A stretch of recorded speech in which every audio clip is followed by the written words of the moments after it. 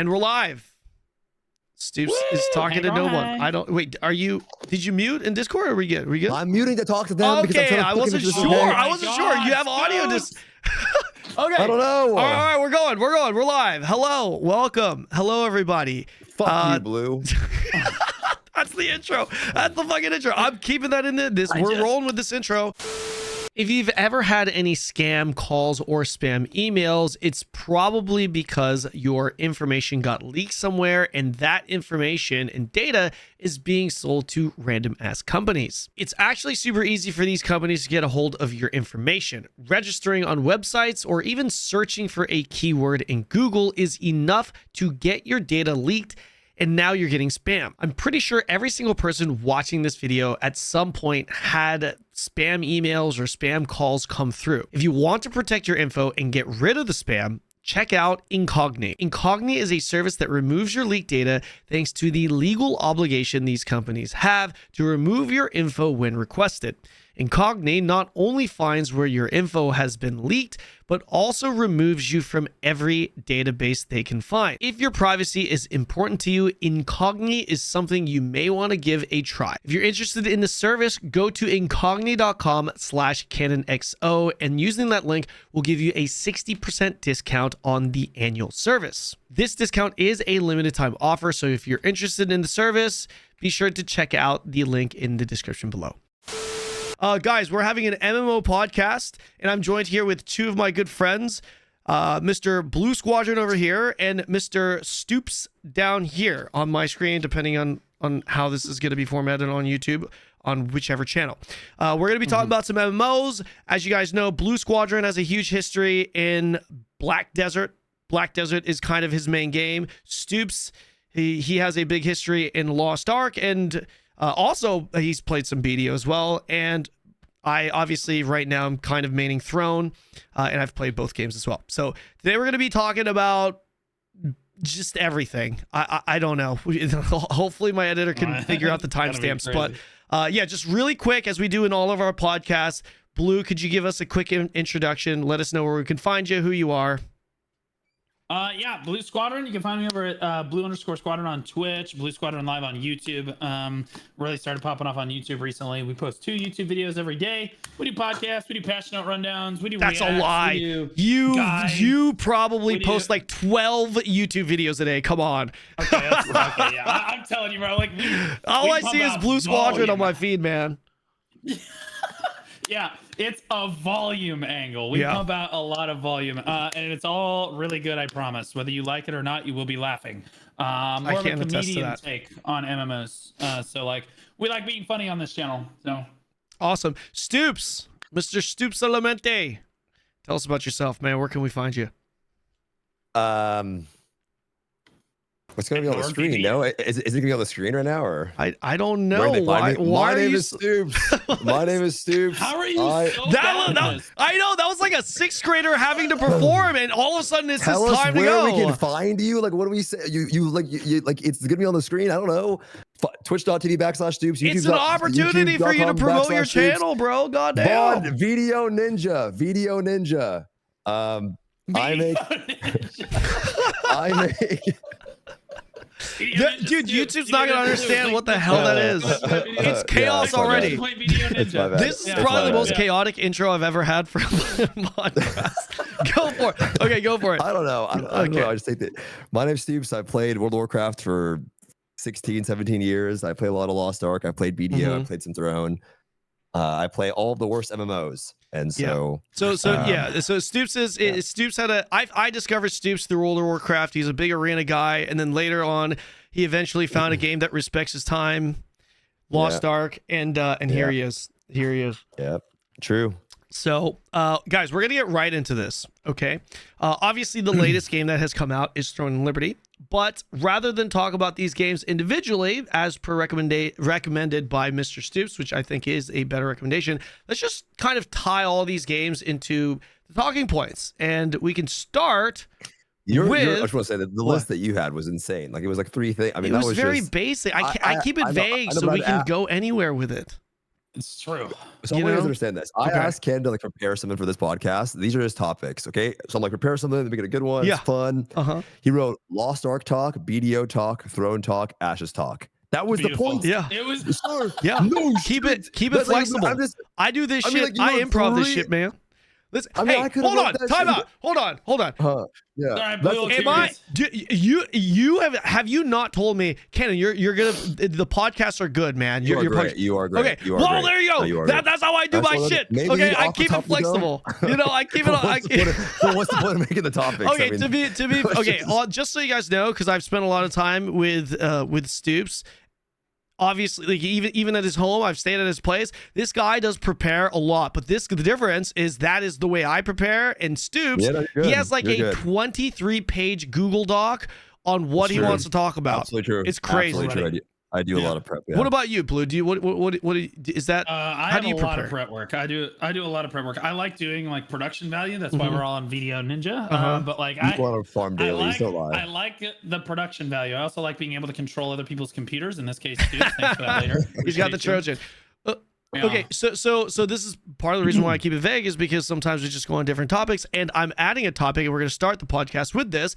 Before we talk about these MMOs, let's talk about a little bit about content creating. Let's talk a little bit about content, okay? And a little bit about how you guys, what's important to you. Because, okay, Throne and Liberty came out. Both of you guys have played it. You guys both have your own games. What's your guys' process when it comes to covering your games? Because let's be real here. You know, you have, like, for example, Blue, you have a BDO audience. You want to, obviously you enjoy playing BDO, but you want to also stay within that community, right? And create that content. How do you guys juggle like new games coming in? What do you guys think of these new games coming in? And what's your process when it comes to like the content creating side? Before we dive into the video game talk. Well, my solution is just to work harder. Is kind of just how that works. So like I respect that. We went from like one BDO video a day and then one just chatting video a day to one BDO video, one TNL video. And we've just been kind of doing. Honestly, the hard part about TNL for me is that like I'm going from a game like Black Desert I've been playing for 7 years, so I know like everything about it, and so it's really easy for me to make guides, gear reviews, everything I need to do. Right, Throne and Liberty, I didn't know anything about it, so like it was really hard for me to try to compete in the creator space or like do anything when I don't have any knowledge on the game. Like I can't make I couldn't until recently make guides on the game, and I couldn't do like gear help or anything like that. So I've been covering the news and doing like what kind of a throwback to my base, which is like shot calling content, which has been a lot of fun lately. But yeah, it's been kind of a jump. It's my first jump into a new category, which has been a lot of fun, especially in the current state that Black Desert's in.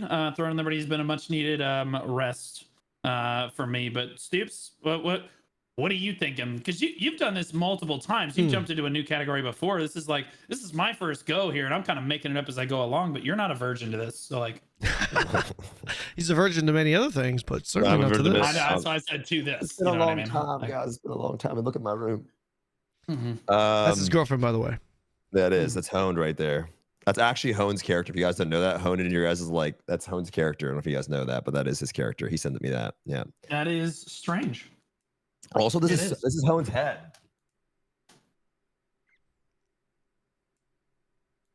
This is my Hone collection. Oh god, he's pulling out a dildo. You guys know that. This is my Hone collection.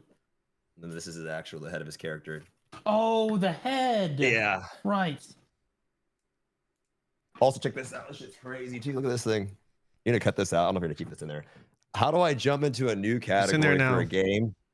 Oh my god, sexual themes. What's your process? Sexual themes. Honestly, I feel like for streaming, some games are just really boring to watch, and so you can like cultivate an audience for that. But for me, I just look to see if my chat's having a good time. If my chat is having a fun experience when I'm playing the game, my chat's active and it's like me and fun, then I think for a lot of people, they're going to stick around and watch, right? Because a lot of people, I think like 10% of people actually type in the chat, but a lot of people like looking at the chat when they're streaming, right? So for me, that's what I decide, like how the process is going to be. Like, can I make funny moments? Can there be some laughter? Like, is it going to be like a fun experience to watch? If it's not a fun experience to watch, I don't like streaming the game. even when I played BDO, when I was going through it, there was a bunch of funny moments that I had, throughout the game, like especially early on. So I just look for those. You know what I mean? Is it a fun experience to watch? Like, are people enjoying the time that, if I like the game, it's fucking fantastic as well. But, sometimes I like a game, but it's just not fun to watch, and it is what it is, Do you guys notice? Do you guys notice a big bridge between Eastern MMOs and Western MMOs? Kanon, we had talked about this before. I don't really know. It's tough to say. I'll let you know when I play WoW later this month. Like in terms of overall audience, but like, I don't know. I feel like my audience would watch me play just about any MMO that I would want to go to. But as far as audience goes, I don't really think so. But there probably is like a selection of players that really like Korean-based MMOs that are like super grindy. So like, I'm sure you would know more about this than me. Being based in Korean culture like that. Yeah, what about from a gamer perspective though? So for me, it's always kind of felt, and I've talked to Stoopzz about this quite a bit, but it's always kind of felt like you have like the Western MMO Andes, World of Warcraft Andes, and then you have people that like Asian, Korean, Chinese MMOs. You know what I mean? Generally speaking, the characters in the Asian MMOs look better, Is there sexier. a good Chinese MMO? Is there a good one? That's true though. They're based with their characters. Yeah. What's one good Chinese MMO? I'm trying to the Chinese. Hold on, there is. No. I mean, okay. I mean, obviously TerraSlam, but that's more Western style targeted, right? But there was one. I can't think of it. What was it? Revelation Online. Revelation Online. That was a big release that came out a long time ago. Niche game again, but like all Asian MMOs are niche. Like even Throne is niche, right?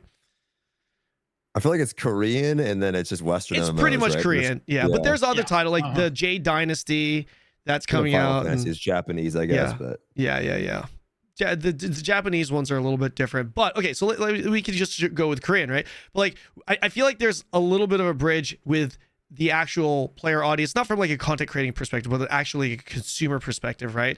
It just seems like there are people that really like Korean MMOs, sexier characters, almost always fucking pay to win. And then you have Western MMOs where it's like less pay to win or not pay to win, like a lot like a Guild Wars 2, but like the characters and the theme is not the same. What is Stoopzz? What is your take on like the whole Western versus Eastern MMOs? there are no Western MMOs. Really? World of Warcraft, Guild Wars 2, so like, New World. Guild Wars 2, I think Guild Wars 2 is NCSoft and then published by ArenaMate. Is that what it is? Or it's the other way around? ArenaNet or something like that. NCSoft, anyway, basically, yeah. They don't come out. So the reason why I play Korean MMOs, the reason why I play Korean MMOs is they actually release them very often. So you do get more opportunities to play MMOs. So if you like MMOs, I feel like Korean Eastern ones are just more frequent. So, I mean, if you think about like when's the next new Western MMO coming out, I can name like 3 Korean ones. Ashes of Creation in 2043. Yeah, I mean, you know what I'm saying? So there's not that many options for them. If you like Western MMOs, like, you're pretty much playing like World of Warcraft. You know, the ones that have been out for like 10 years. You can play Elder Scrolls. I think that's that's right. ESO, or ESO or RuneScape is another one. I think. But those are all Core Punk. Yeah. They're all really old.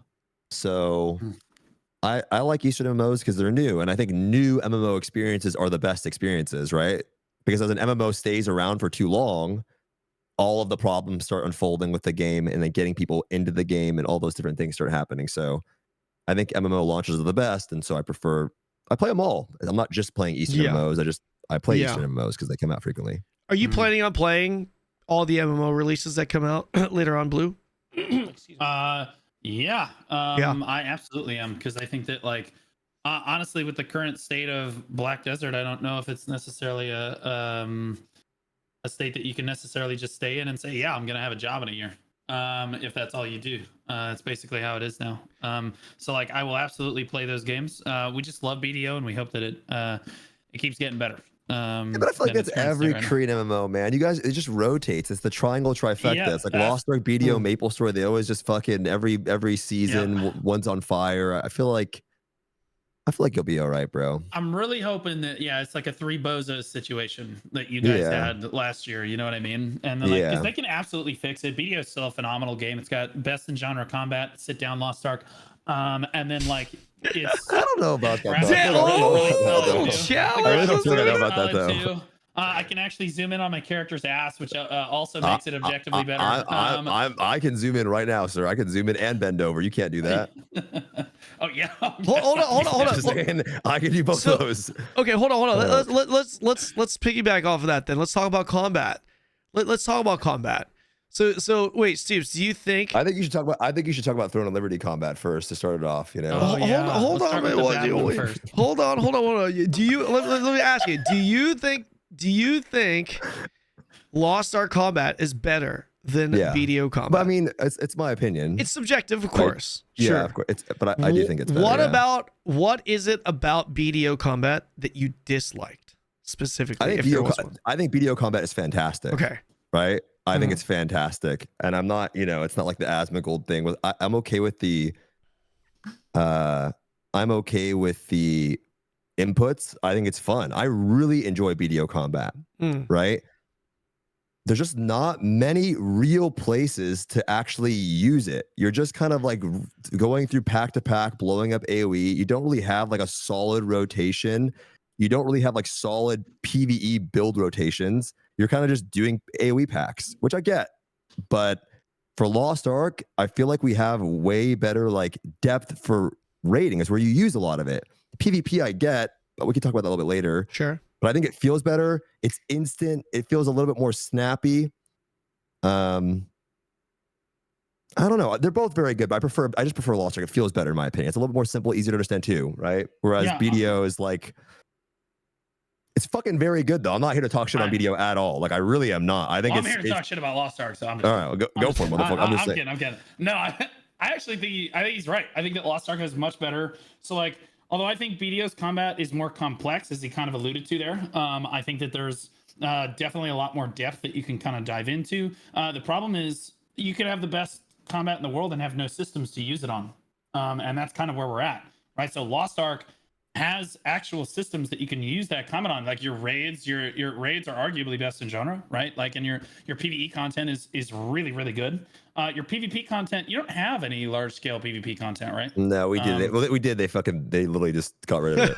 It was so bad they got rid of it. Okay, I want to hold on. I want to show this. BDO did the same thing recently. I don't want to cut you off at all. I just want to say this right now because I know there's like people from different communities. I want to make it super clear. I love all MMOs, and I'm not like. I know not everyone's going to hear this, unfortunately, and people are going to tune in. I know MMOs are super tribalistic, but I think as us three, we're just talking about MMOs in general and like what we like, what we don't like. I'm not here to shit bash on any different game or anything like that. I want to make it super clear. Like, I don't want people to feel like, don't get upset or anything like that. We're just being, I guess, honest. My chat hates you now. I know. Because you hate BDO combat and said it was garbage. I don't want that. That's going to be the title of the video. That is actually going to be the title of the video. What I want to say though is in BDO, 100%. In BDO, I had so much fun doing those boss challenges. Man. I really liked the Black Shrine a lot. Personally, as a Lost Ark player, I really enjoyed it. Before they nerfed the shit out of it and they made it way easier, I really liked like that type of combat felt good in the game because I felt like I actually had to use all my different skills and my Q block, or was it Q block? Was it Q? Yeah, it was Q block, right? Yeah, for warrior, yeah. Yeah. And front guard and all those different things. I loved it. So it's very, very good. There's just not a lot of time. There's not a lot of places to use it. What do you mean by that? There's not. What do you mean by that? There's not a lot of places to use it. What does that mean?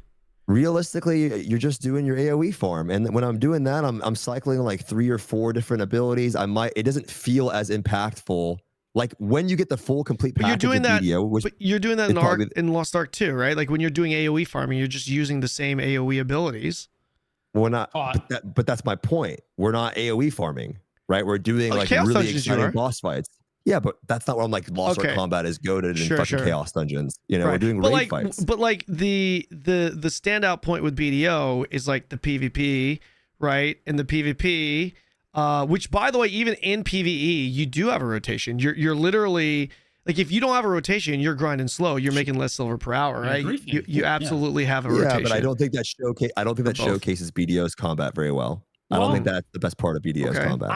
I think I disagree. I think a reason a lot of people like Black Desert's PvE system and the grinding in circles thing is because it allows them to use the combat that they love so much. Because what they love about the game is that they can see the pores on their characters' boobs, and then of course the combat, and this allows them to express the combat in the game regularly. It's cathartic being able to go in circles and grind and do different things. 100%. I love that. And so people love that, but at a certain point, we've kind of gone in a direction with the game where the PvE content, even grinding in circles, it's just they're just doing the same mob. They're not making new mobs to even go kill anymore. So we're struggling in that department right now, and it does get boring. Like Stoopzz says, that does get boring after a while. And if there's no dungeons or raids or group content to pull you together to use that really cool combat with, to use those really cool systems with, the game feels a little bit lackluster, And then if you don't have the PvP systems there either, you're kind of wondering where you're supposed to use the combat at all. So that's kind of where we're at right now. Yeah, 100%. I that's exactly how I feel. I think it's really fun. I enjoy it, but I just think that it doesn't showcase the combat. It's fun in the beginning, but then it becomes mindless, right? And there's just not the same thing with Throne too. It's it can feel mindless. You know what I mean? Whereas I want a little bit more of engaging, oomph to it, I guess, if that makes sense. And you can get some of that in PvP, of course, but yeah. Yeah. I mean, if we're going to talk about Thrones PvP, I mean, it's not even a contest, right? If you're comparing it to Lost Ark and BDO, I mean, this is kind of a huge step down overall in terms of overall combat. But I would say the systems that pull you together to use that combat are the best, probably, of the three. I think there's just a lot of I don't know, maybe Lost Ark's obviously Lost Ark's dungeon raids are stronger, but I think that the large scale, because there's large scale PvP and there's systems that pull you together for that more frequently, I think that Throne systems are just really, really solid for that. But their PvP is definitely the worst, or their combat is definitely the worst of the three. My least favorite thing about Throne right now is doing contracts. Contracts are so bad, mind-numbing. They're so bad. Yeah, they're so bad. Oh, mind-numbing. Really interesting. It's funny you guys actually say that, because I feel like that's a reasonable take for people that.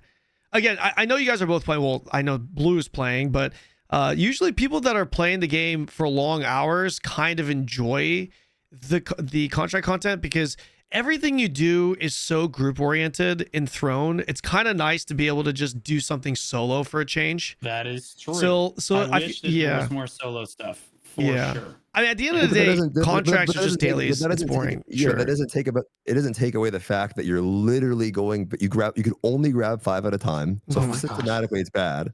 You can only grab 5 at a time, and then you go back and do the exact same one.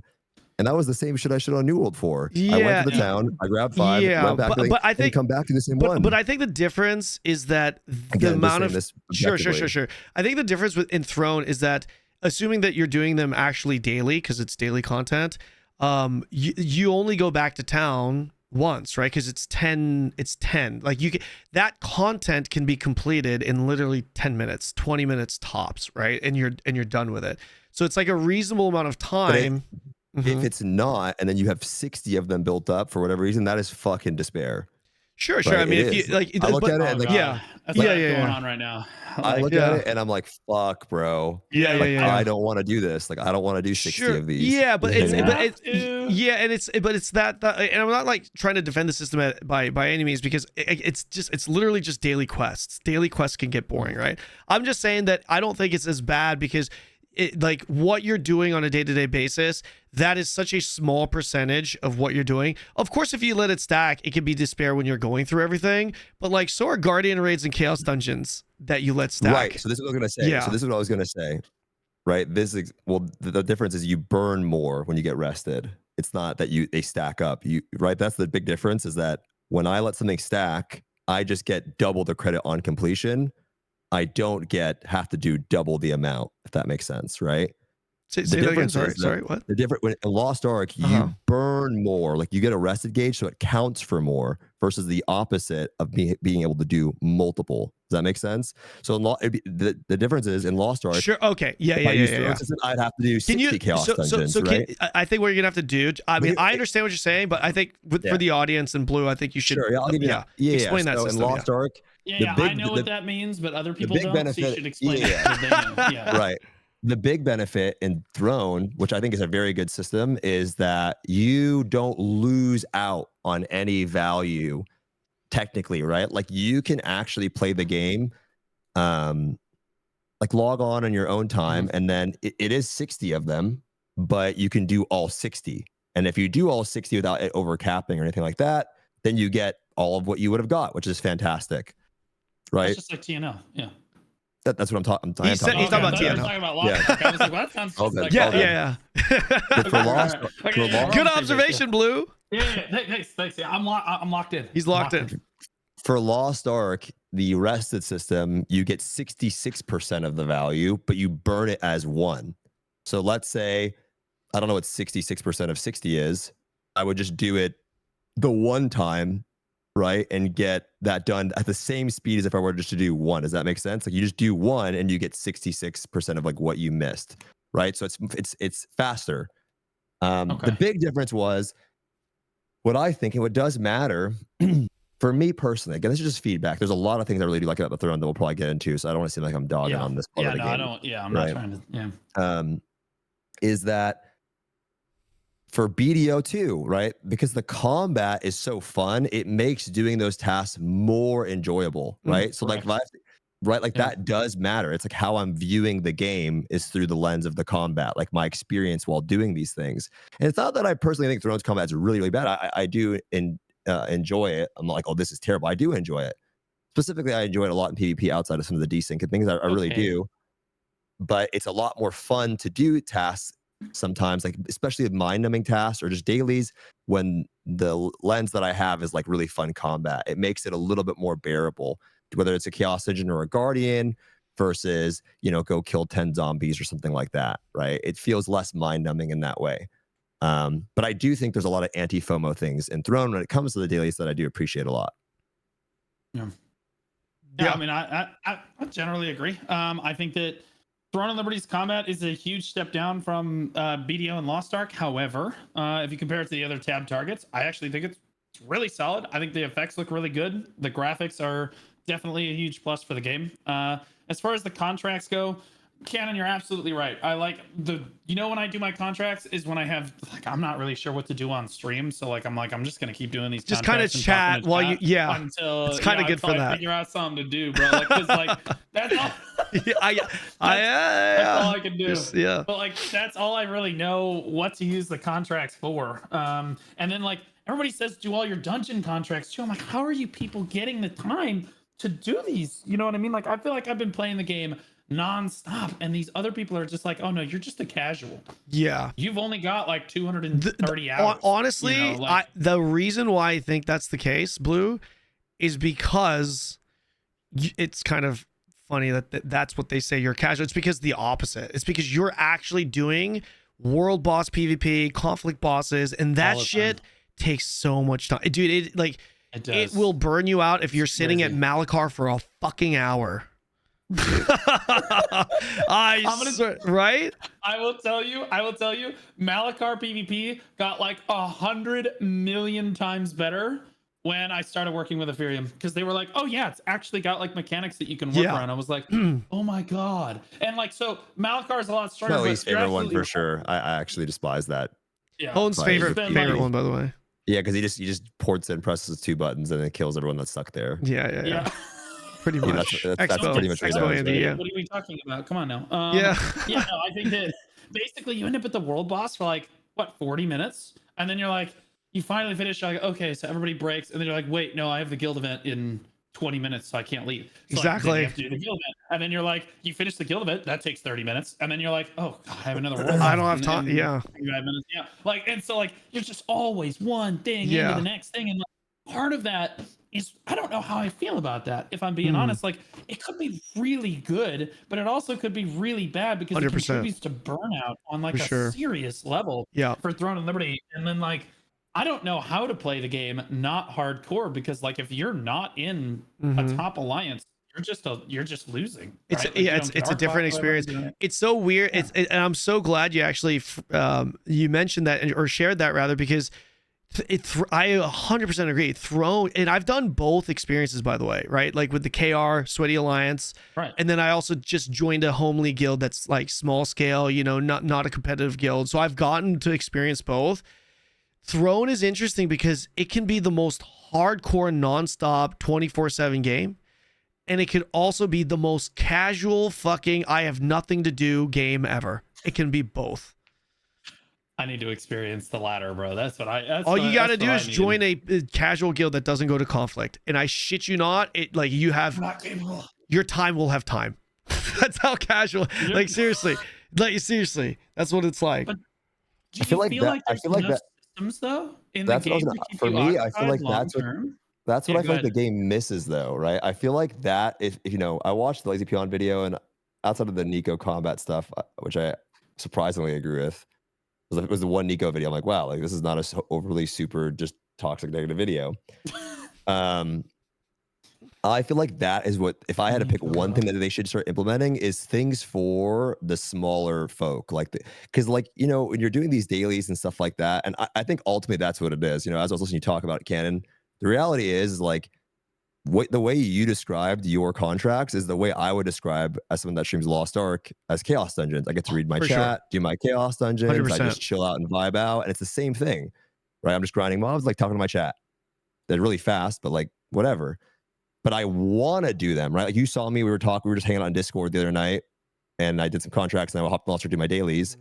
And you're like, oh, you're playing off stream. I'm like, yeah, I like doing it because I want the thing from it. So for you want to do the contracts because you want the parchments, you want the fucking the polished crystal, you want that stuff, right? So the reality is like for you want it, and then you have the ability to have good PvP. You know, hopefully, right? Like you're gonna go. You guys we have the castle now, and then you can defend it, and then you can go attest for some of these rift stones or boon stones. And so for you, it's like the effort's worth it. Like I'm doing all this shit, so now when we go to compete, I'm there to participate.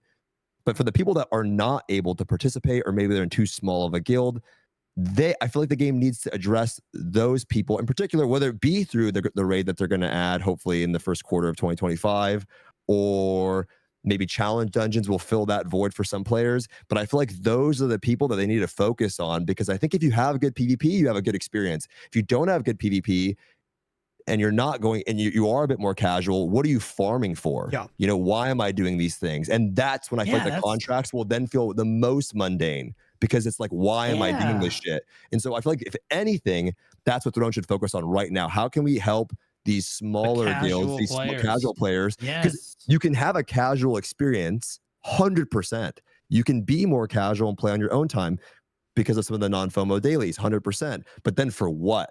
Like, what am I doing this for? And so I feel like that is what, if anything, I feel like they should focus on the most right now, because that's a lot of people. Not everyone's going to have that good guild experience.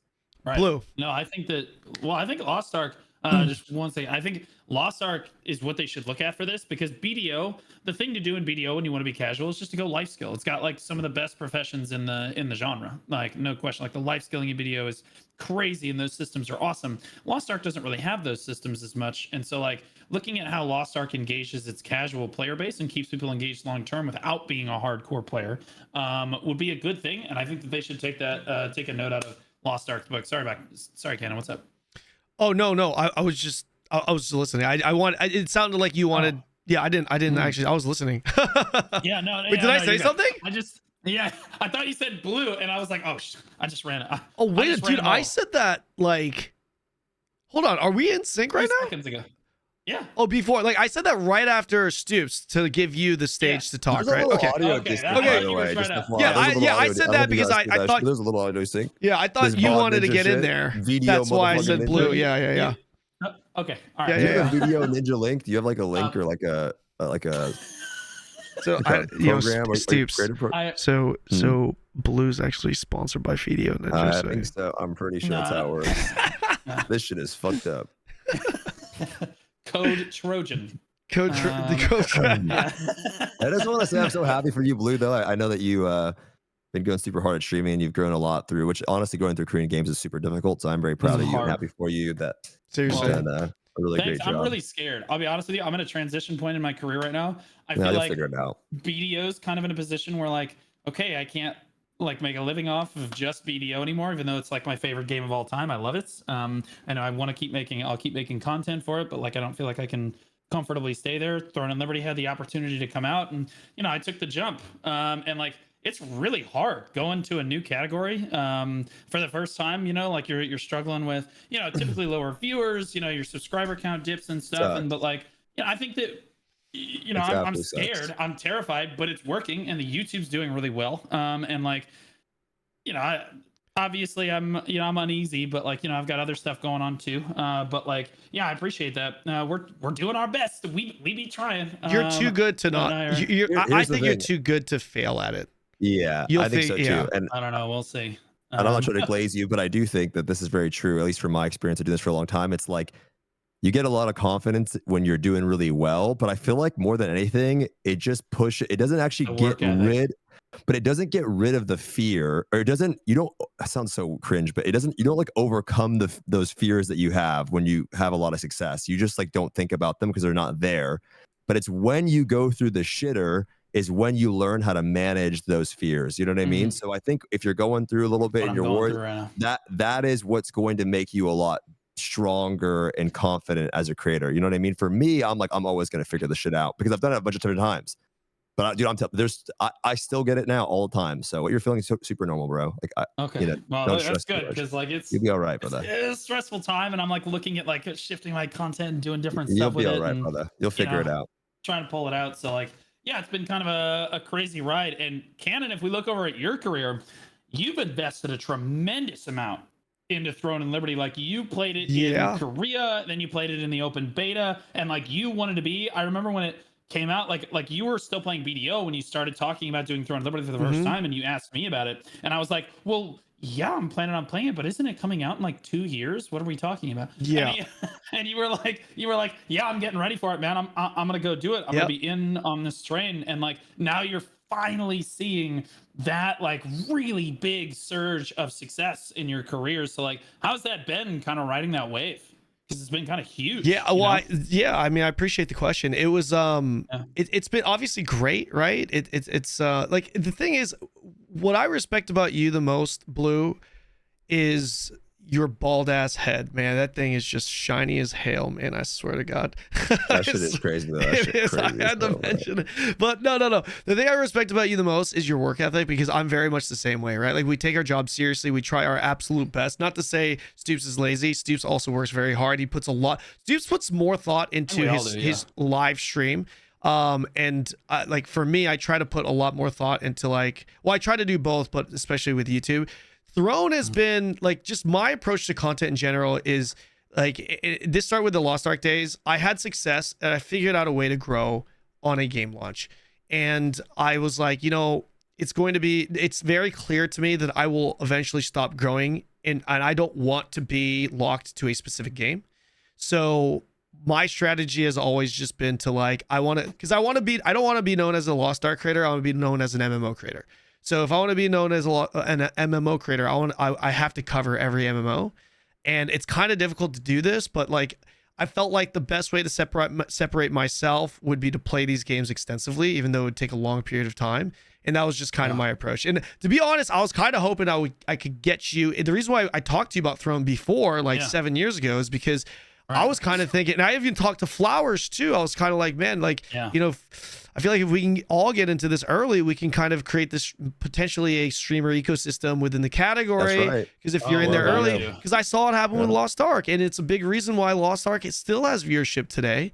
Stoopzz still has viewers. Saint still has viewers, and that's there. And a part of that is because the streamer category was very supportive of each other. And even BDO, you guys have a streamer ecosystem. And I was thinking, you know, if Throne is going to be the next big MMO launch, not big MMO as in it's like the next WoW, but like objectively speaking, in 2024, it was the biggest MMO, right? Launch, new title, not expansion, expansion. Yeah, for sure, right? So like for me, it's like as an MMO creator, I have to jump on that, and I just wanted to do the best I could to be prepared for that. And yeah, I spent a lot of time, a lot of money, and a lot of effort to try and position myself for that, and it's been paying off, you know. So it's been a great ride so far. You were saying that I was working hard, and then my whole chat was calling me lazy. I want you to know that. Oh well. You sort. What are you drinking on right now? What is that? It's just coffee. That's a big ass cup of coffee. Holy shit, man. You have a glass, that's a bro. Big That's how they bro. drink it in Korea. That's how they do it. No, What actually, is that no. black You actually drink coffee in dog bowls in Korea. Yeah, I mean. What? Oh, interesting. Yeah, there's say, there's a dog god in Korea. I don't know if you know this. It's like they worship dogs. I didn't. Not gonna make that joke. There's this guy I'm not in gonna my make that chat joke. We're good. channel. Not gonna make that joke. We're good. Okay, so There's this guy in my cat channel named Sherman, and he says that you have a small penis. His name is Sherman, and he said that you have a small penis. Yeah, the only reason why he knows that is because I was with his mom last night. He said your content sucks, and you have a small penis. Yeah, I mean he's bitter, and he's bitter. He knows that because I was with his mom last night. And well, joke's on you, man. It is small, but it's got the girth of a cheese wheel. So yeah, deal with that. Okay.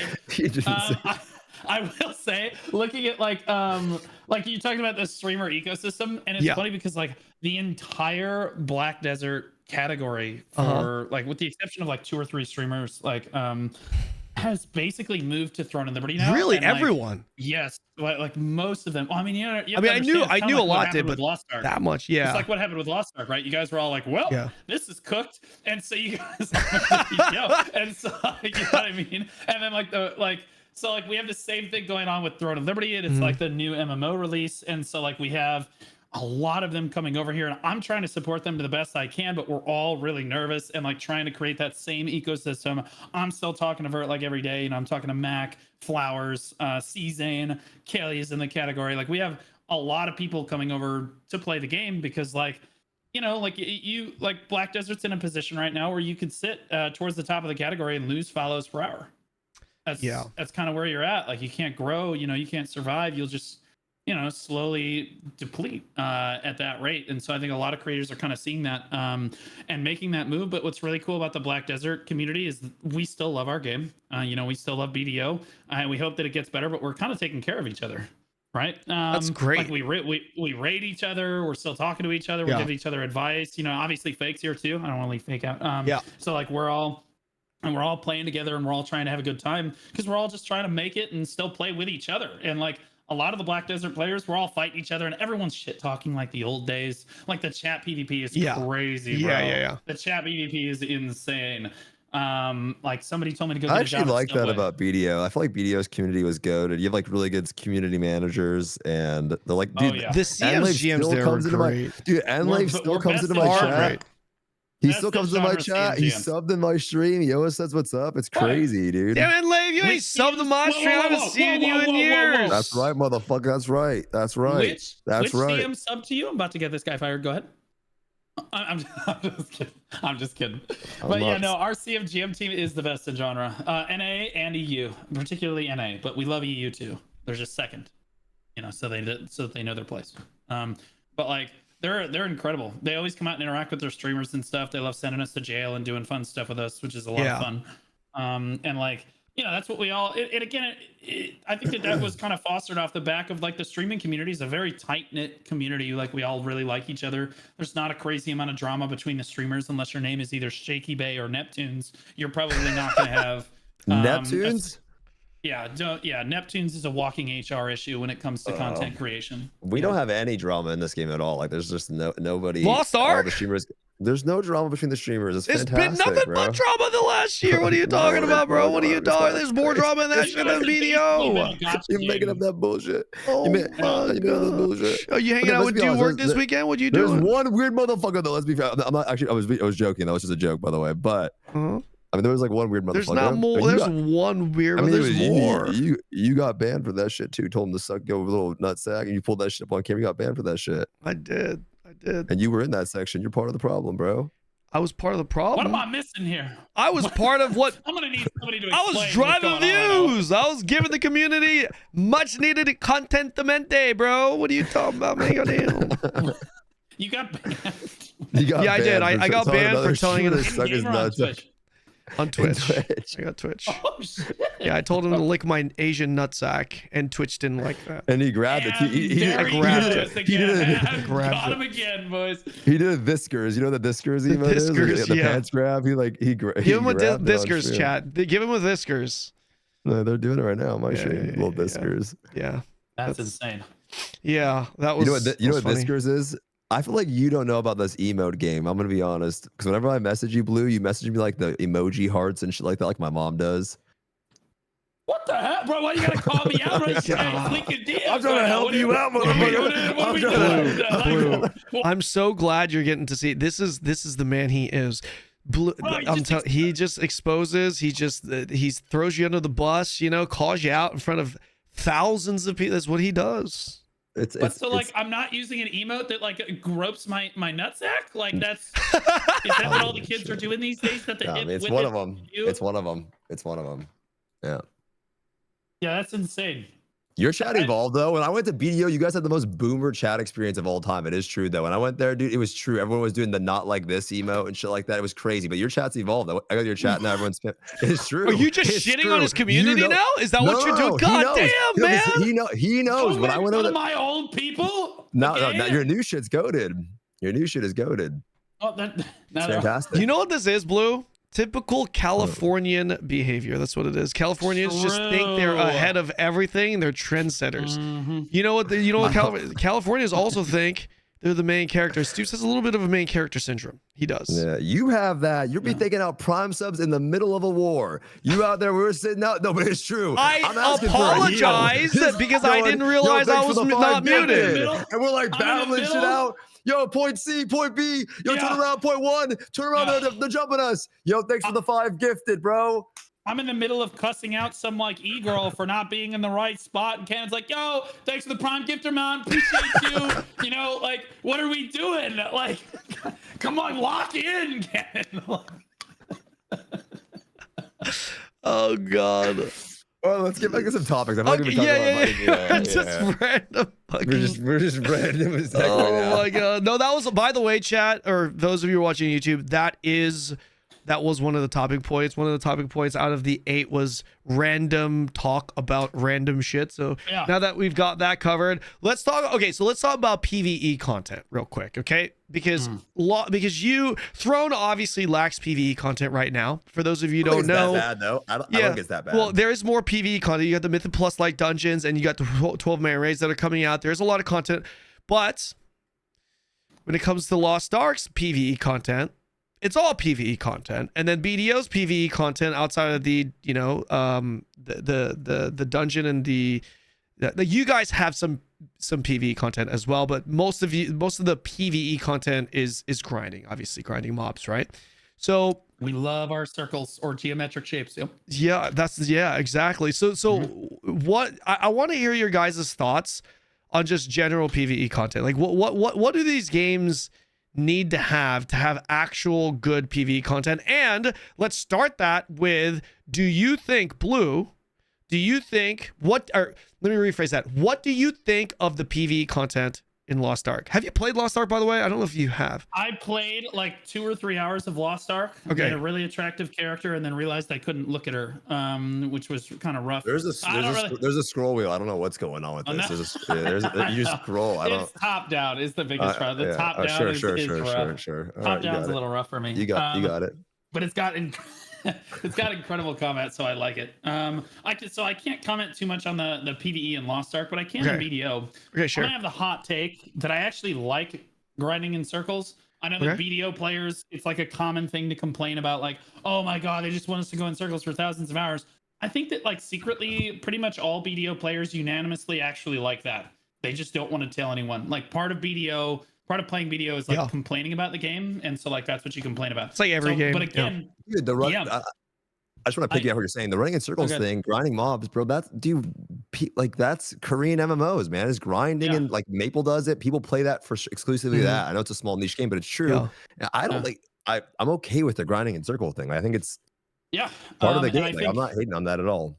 It expresses, like I said before, it expresses the combat in a really like meaningful way. People, like people really, really like to do the combat in the game. Just feels so good, and like that helps them like do the combat as much as they possibly want, in order to make Black Desert great again, if you will. Like my hat implied before, is I think that they need to transition. They need to keep doing that content, and that's good. Like they're coming out with new Land of the Morning Light grind zones. Finally, we're gonna have some new grind zones, which is awesome. But like they need to push past this. They need to give us some in-game PvE content. I would love to see large-scale PvE content, like 20-man raids would be incredible. And they thought about doing that. They recently came out with like the guild boss splits. There's these 5-man I did hear like, about party boss splits, and they're actually really good. They're very challenging, super rewarding. Like the mechanics are really, really solid. You know, it gives you that feel of like, I hate to say it, but like a Destiny raid is the closest thing that I can. Yeah, it feels really, really good. It's not as good as a Destiny raid, but like it's still, the mechanics are there. Everyone has to be doing their jobs.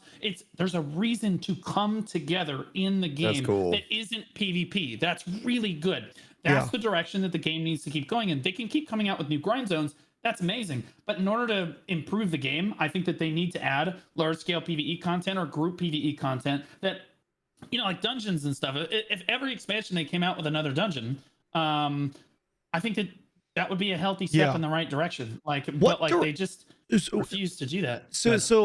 Okay, so they're not actually adding to PvE content right now. What is the direction that they're going in? Well, honestly, like again, the guild boss splits was really, really good, and they said originally the plan was to make it a 20-man boss splits, and we were like, oh my god, yes. And then they said no, it's 5-man, and we were like, oh. Okay. And so they told us the next expansion is going to have like a 100. Yeah, 20 is a lot though. Like, right? Like I feel like in practicality, 5's not bad though. Yeah, but like, you know, for a game that has best in genre combat like this, dude, a 20-man raid might go so hard, right? Or even just like 5-man dungeons like regularly would also go super hard, like actual dungeons that you can run through. Instead, what they told us is that the next expansion is going to be kind of Mountain of Eternal Winter Part 2. There's going to be like a 100-floor like dungeon. Yeah, like a tower. That tower, that like dark tower shit. That thing. And like, I don't know how I feel about that. They've been promising us this for like 5 years since like Sakraya came out, or like Underwater came out. So like, I don't really know if that's necessarily going to happen. Then they talked a little bit at the last ball about how they're going to do the Demon Land after that, and that's going to be, the way they describe that kind of describes it as like the open world dungeons in Throne and Liberty. Okay, interesting. Like, I think that BDO could do that and like bring people together for open world dungeons with their combat and make it PvP zones too, and like have you burn Agris like super quickly on killing the same mobs. That would be sick. It would be. And they could do a lot with that. Again, like Black Desert's a great game. We want to see them push in the right direction with it, but like currently their direction for PvE is kind of just like they're just going to release a new grind zone. We're not sure. I'm sure that they'll keep releasing more boss splits, but I'm not sure. Like, we've heard nothing about the 4th dungeon. We have heard nothing. Like, the demon expansion is like 2 expansions away. So like, we're struggling right now. And since they've taken away our PvP for the most part, people are struggling with motivation for the game, like looking at the end game. But like, that's kind of the direction that I'd like to see BDO's PvE head in. Okay. What about Lost Ark, man? What do you got? What do you think, Steve? What direction would you like to see Lost Ark head in? For PvE content? Yeah, I mean that's all there is in the Lost Ark. So. I think well, just to touch off of what Blue was saying, I think that PvP is a niche thing, right? Ultimately, it's just it is niche. This is coming from someone who exclusively made WoW PvP content for fucking 7 years or 6 years. You're a juicer. Like what was your peak arena ranking? Well, it's rating based, so it scales from season to season. But rank 1, actually, yeah.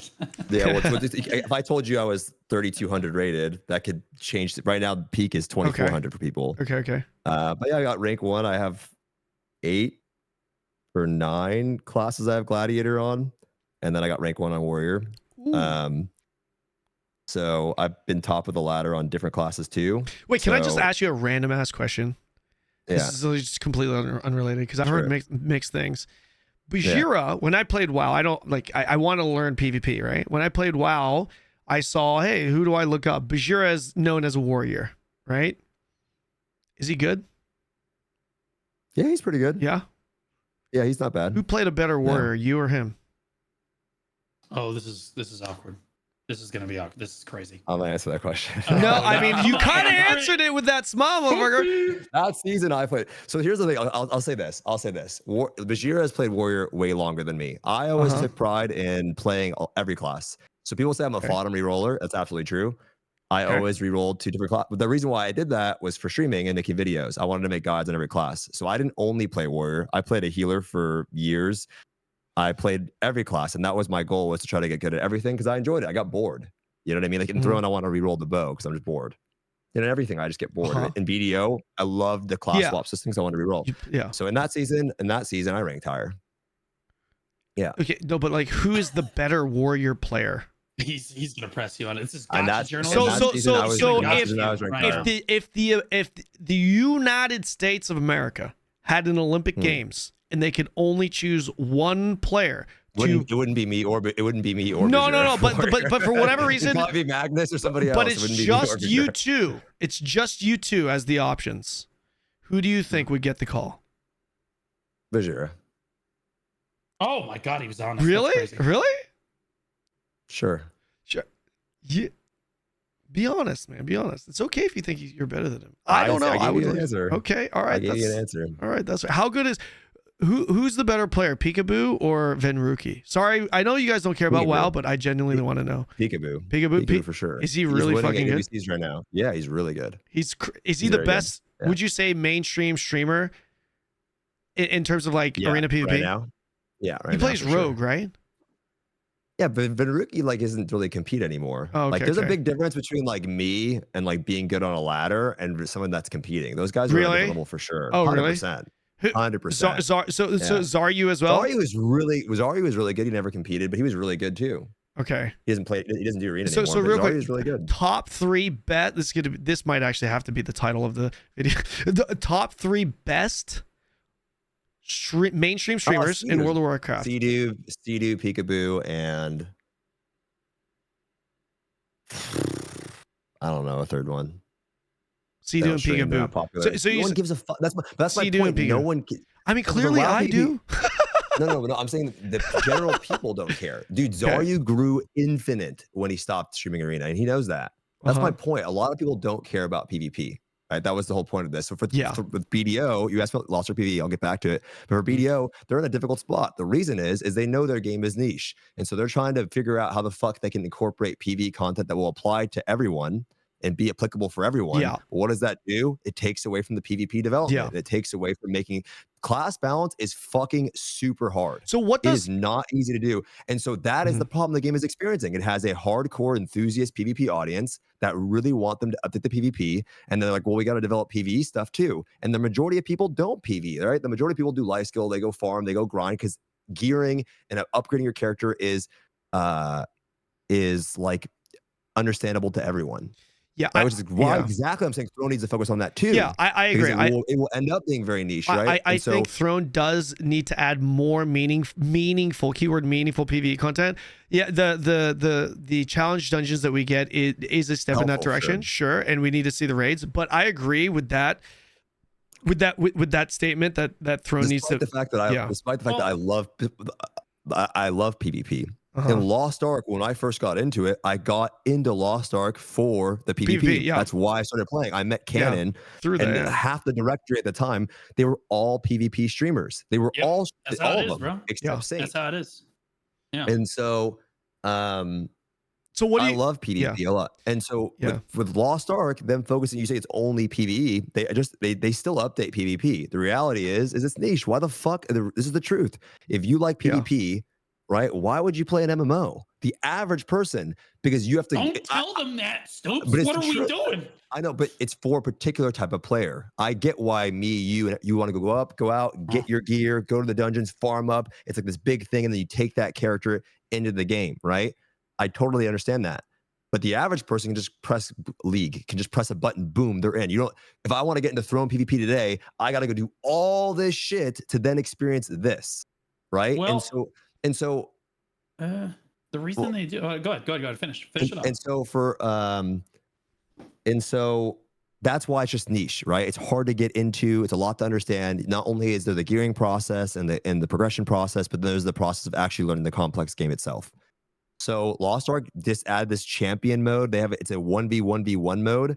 Or I don't know if you know, and they gave people trinkets finally. So you have like a fighting bar at the top of the screen, and as you do stuff, you build up gauge. You can't just instant awakening before you have to build that up, or you can sacrifice some of that for a trinket. That's really cool. Right. So they still update it, but they focus on the PV because that's what most people like. Most people enjoy the PV content. For Lost Ark, your question to exclusively what I would like to see them do is more easy content, right? I think Lost Ark is a fucking super hard game. The players that play the game are so indebted with the idea that like, oh, they're, you know, it's easy or whatever. But the reality is this is not an easy game. The raids are super fucking hard.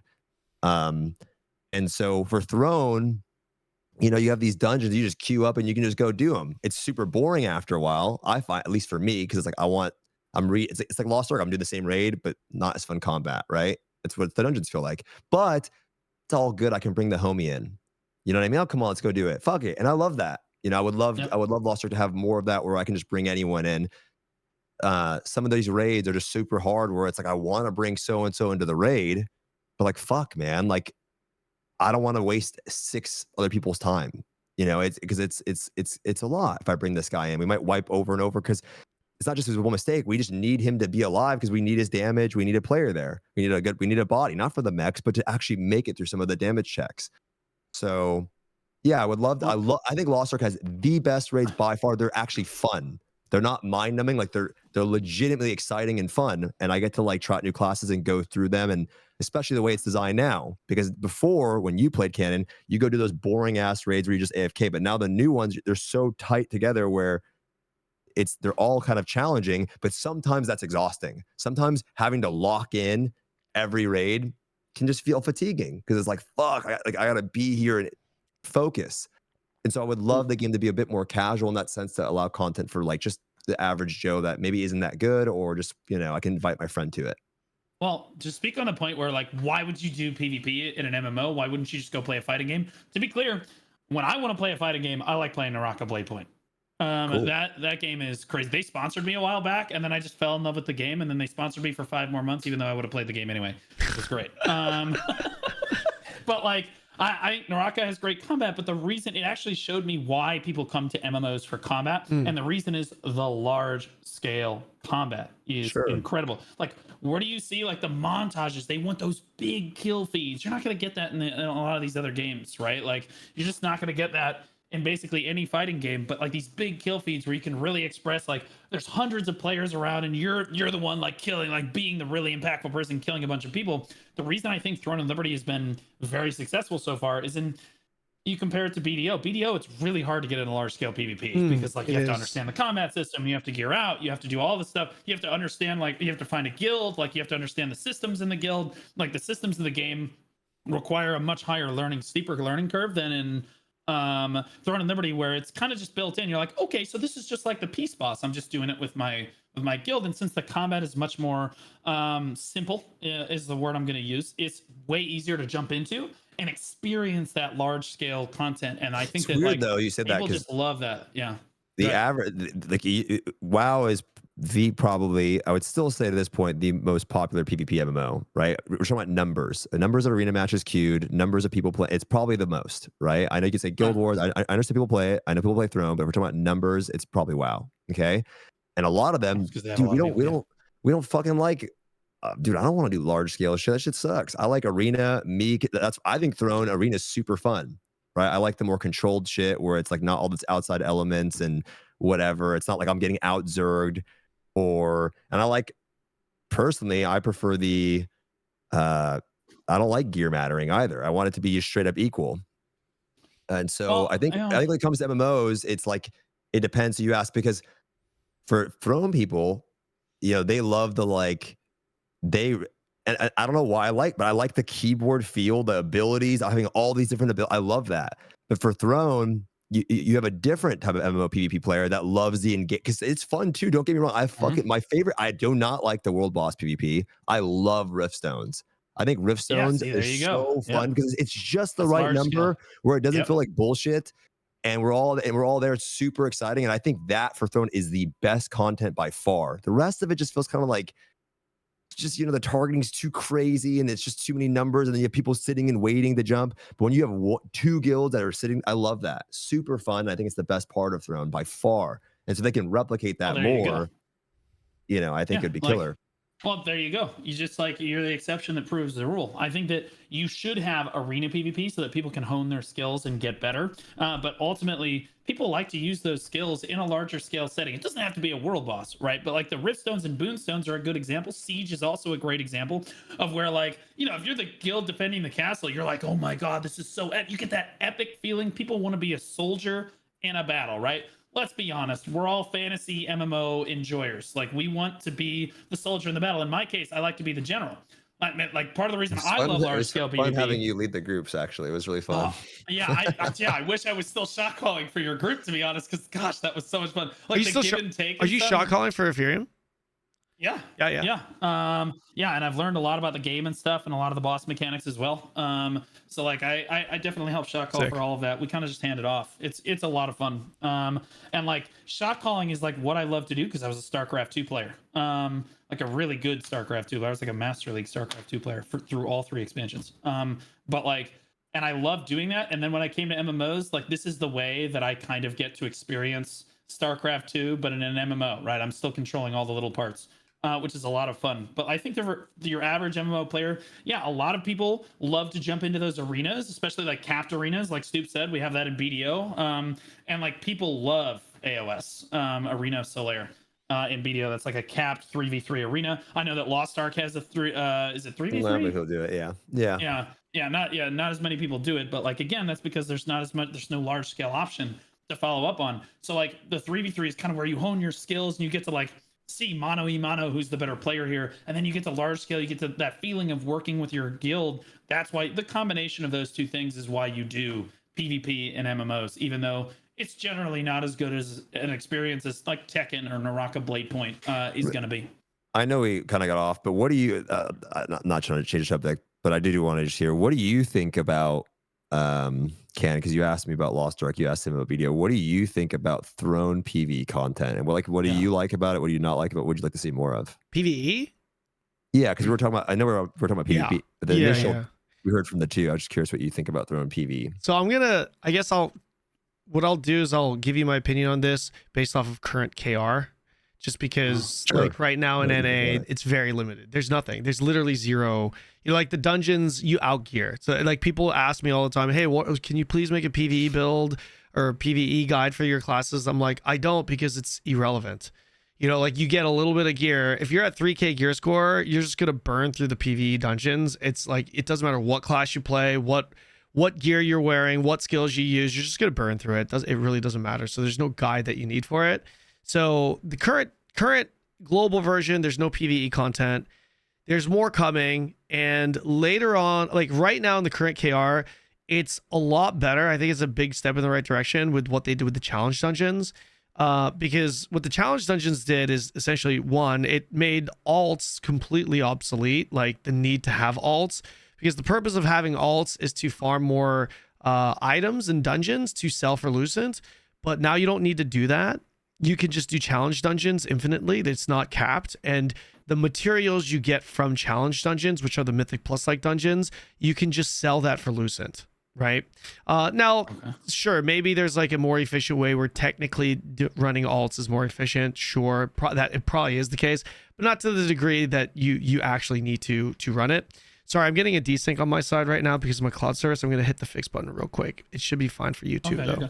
We'll give that a second. I think I should be good. And yeah, we're good. Sorry, where was I? Yeah, so the PvE content in KR, I think the challenge dungeons was a step in the right direction because not only did it give uncapped content, but also the dungeons itself they're actually a big challenge, and they're very fun to participate in a small group, a party. if you wish to push the bounds, right? Like you don't have to get to tier 30, which is the highest tier. You can do tier 15, which is also very challenging. And then just stay at tier 15 and grind that over and over again for the materials. Or you can push and try to hit tier 30, which is the highest level, and also get ranked. So if you're a PvE Andy that doesn't want a PvP, but you need incentive, ranking incentive, and you need incentive to build your character, then that's where it matters. You do need to start building characters. Your comp does matter.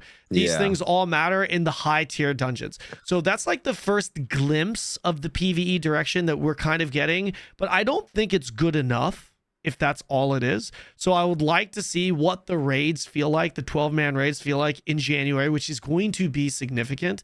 And NCSoft has made very clear that they are going to continue making a big focus on the PvE, and that's something that's been called upon. Now they say that, and then the next some of the content that we're getting very soon, I think we're actually getting this week, is like the 24. I don't. Blue's probably going to be not the bits here, but you're probably gonna be really excited about this. But they have a 24/7 PvP island that's coming out this week. And that is where you go to primarily farm mats to increase your artifacts, which is the new vertical progression system that they're adding into the game. So it's more PvP. They have a 24/7 PvP battleground, a PvP island that you can go to farm. And they also have, I think, 20+ man PvP battlegrounds that they're also adding and working on. So like the content that's ahead, it's just like, bro, let's fucking go. It sounds so good. I guess the kind of the opposite of BDO right now. Like everyone's actually really excited with what's in store, but it is kind of like a 50-50 between PvP and PvE. If we're talking about PvE, I would like to see more on that front, but we'll have to see with the raids. Hard though, because like you have to, they have to, that's the challenge for any game, is you got to develop content for your current audience of what people enjoy, and you foster your current audience. Whatever content the game has is the audience you're going to foster. So for example, for Throne, if you're a PvE Andy, you might have quit by now, right? Like this is just, I'm bored, right? But so then you're left with, what does the game offer, which is PvP. Right. So now they have to balance the content for the people that are currently playing with the ability to try to bring in people that like PvE. You want to get those people back, and so how do you juggle that? And that's really difficult. That's what BDO probably has to go through, is like, how do we balance the things for the two different groups of people? And that's the hard part of any game. I'm actually curious. I'm going to ask you guys a little bit of a pivot, but like, there's a really controversial topic that I see brought up on Reddit a lot, and I know that people would love to see us discuss, and I'm curious what your guys' opinions on it for Throne and Liberty. There's an eclipse function in Throne and Liberty, where the lead, like the person with the most kills on the whole server, can essentially force PvP on... It's open world dungeons. Supposed to be used on world bosses and open world dungeons, right? Like, so like you're basically using them on peace bosses, what would normally be PvE bosses. And so like this is a super controversial issue. A lot of people don't like it. A lot of people like that use it do like it. I personally had it used against me with Kanon, and then like, because you guys were in the other alliance. You make it go nighttime and you jump people and shit. You mean that? And now we're using it in Ethereum, and so like I've had it both ways, and I'll give my opinion first. I think that Eclipse needs to be reworked. I don't think it needs to be removed from the game, but I do think that it needs to be reworked to something that is more reasonable. I think that people having their PvE bosses interrupted is a little bit too demoralizing, and it doesn't really help very many people on the server, except for the biggest Zerg. So like, I think it kind of needs to be reworked overall. I'm curious what your guys' thoughts on it. Kenny, you've used it basically all the time. So like, what's your opinion on it? So just to be clear, the Eclipse, the way it works is it turns the world into nighttime, which turns open world dungeons into PvP. So it's not all peace bosses that turn PvP. So Mordecai peace is just going to continue to be peace. So essentially it's applied to all the open world bosses that are in open world dungeons, like Menezerok, Junoboat. The big one is Juno, because Juno also only opens when it rains. So just to be clear here, with that's how that function works. Now, here's my take on this. I think reworking I think it's important to understand that using it for the open world dungeons is absolutely intended gameplay. And if there are guilds that are using that system, they are 100% within their means to use it. And if you don't like the system, that is NCSoft's fault, not the guild. Because the reason why is because it's intended gameplay. And I know people are talking about Ethereum here, as well as my guilds. If you have the opportunity and the ability to get a world boss drop exclusively for your guild by calling that and PvPing for it, that is your right and ability. That is intended gameplay, right? So I'm not saying that intended gameplay is good or bad. I'm just saying that I don't think it's right to condemn the players for essentially doing what's intended gameplay. So I think personally, it's totally fine to rework it if you wish to. I think it does kind of add some spice to it. But maybe if you increase the cooldown from 12 hours, which by the way, you can use it once every 12 hours. That's important context as well.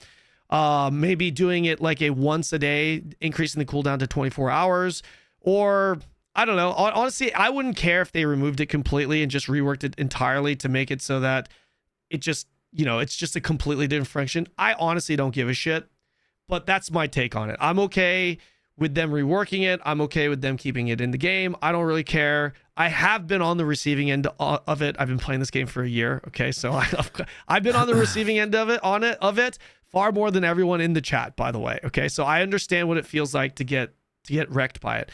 And you're asking my personal subjective opinion. I don't care, but it is absolutely intended gameplay, and that's what it is.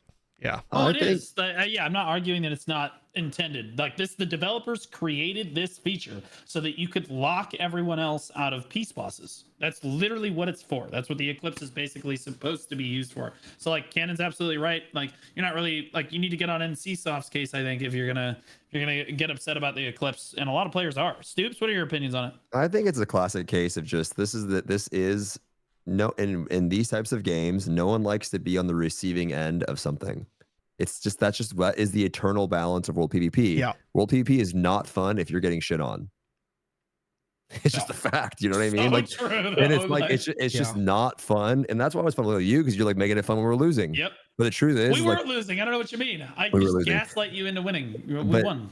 Yeah. That is what it is, right? When you're getting shit on, it is just not fun. And so if it wasn't this, I understand you could fix it. Sure, you can make it so people can't make it go. No, I get it. It's a peaceful boss, and then you're making it into PvP, and I was just showing up for a peaceful boss. I get it, but. I think in general you would be like, oh well, now it's like, oh, these two guilds are zerging us and it's not fair, and that's what it is, man. You can try really, really hard to balance out world PvP to make it feel fair, and that's what you guys are actively doing on your servers, right? You're talking to other guild leaders, hey, how can we make this the best experience for the people here? But the reality is if when you're on the receiving end of a loss, you're really trying to make it seem like you want to make it to where it's as even as possible, so it's even fun when you lose, but just losing isn't fun. And so that is the downside of world PvP. Right? To continue on that point, I agree with that take. However, what I would add to it is it's a bad experience if it's a clusterfuck. Like if you're getting absolutely shat on. Excuse me. Yeah, of course. If it's a fight that you feel like you can win, even if you lose, I think I think that's okay. 100%. You want to try to create that. You want to try and create that. So right? let's. I'm glad you brought up this subject, because I kind of want to segue into this next topic, which is kind of similar, which is the zerging in Throne and Liberty specifically.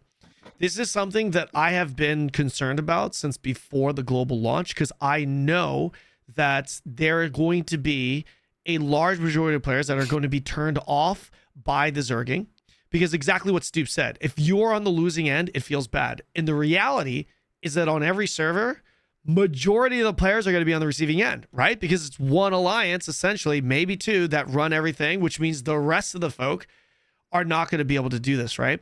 So my chat and my community, we were talking about some ways that they could potentially combat this, which, by the way, this concern Amazon is aware of, because I've personally talked to Tico and the team when I was down there in Seattle about this directly. So they know.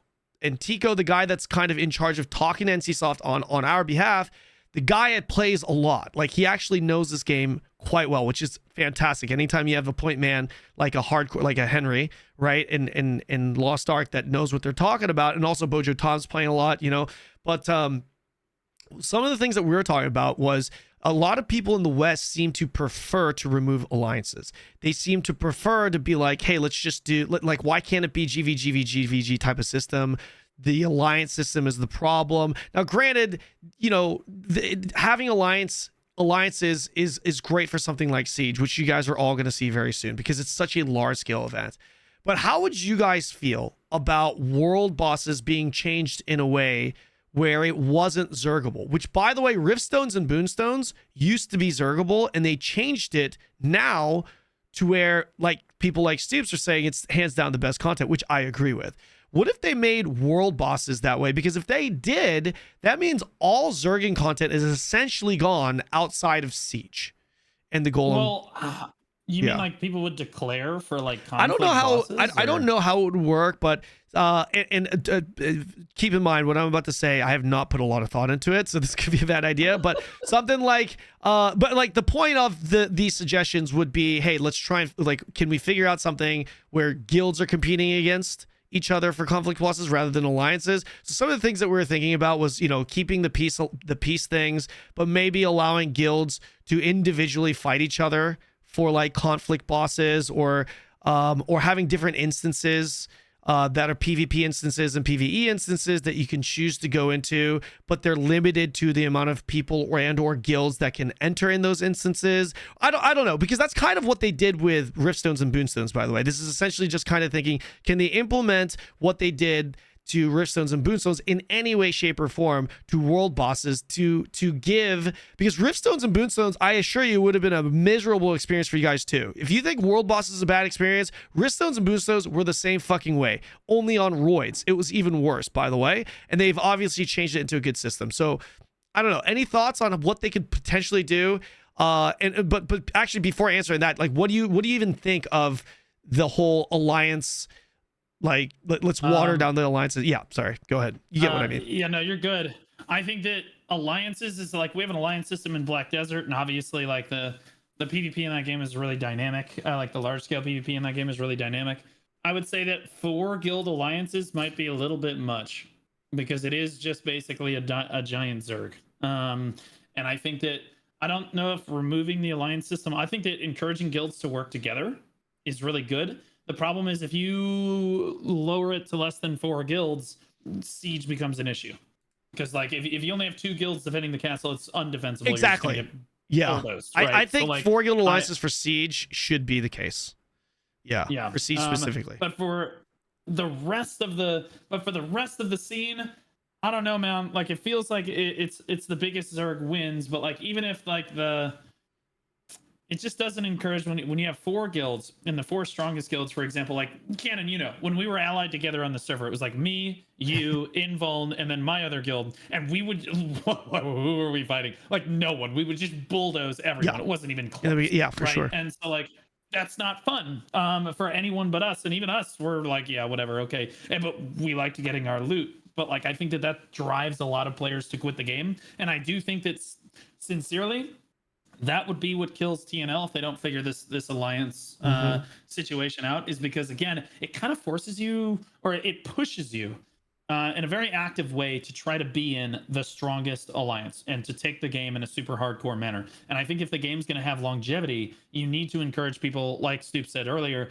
you need to encourage that casual player base. You know what I mean? Like, I think that Eclipse can probably be reworked if they want. I honestly don't know if it's as big of a deal as people are just upset that they can't get their peace bosses, but it's only once a day.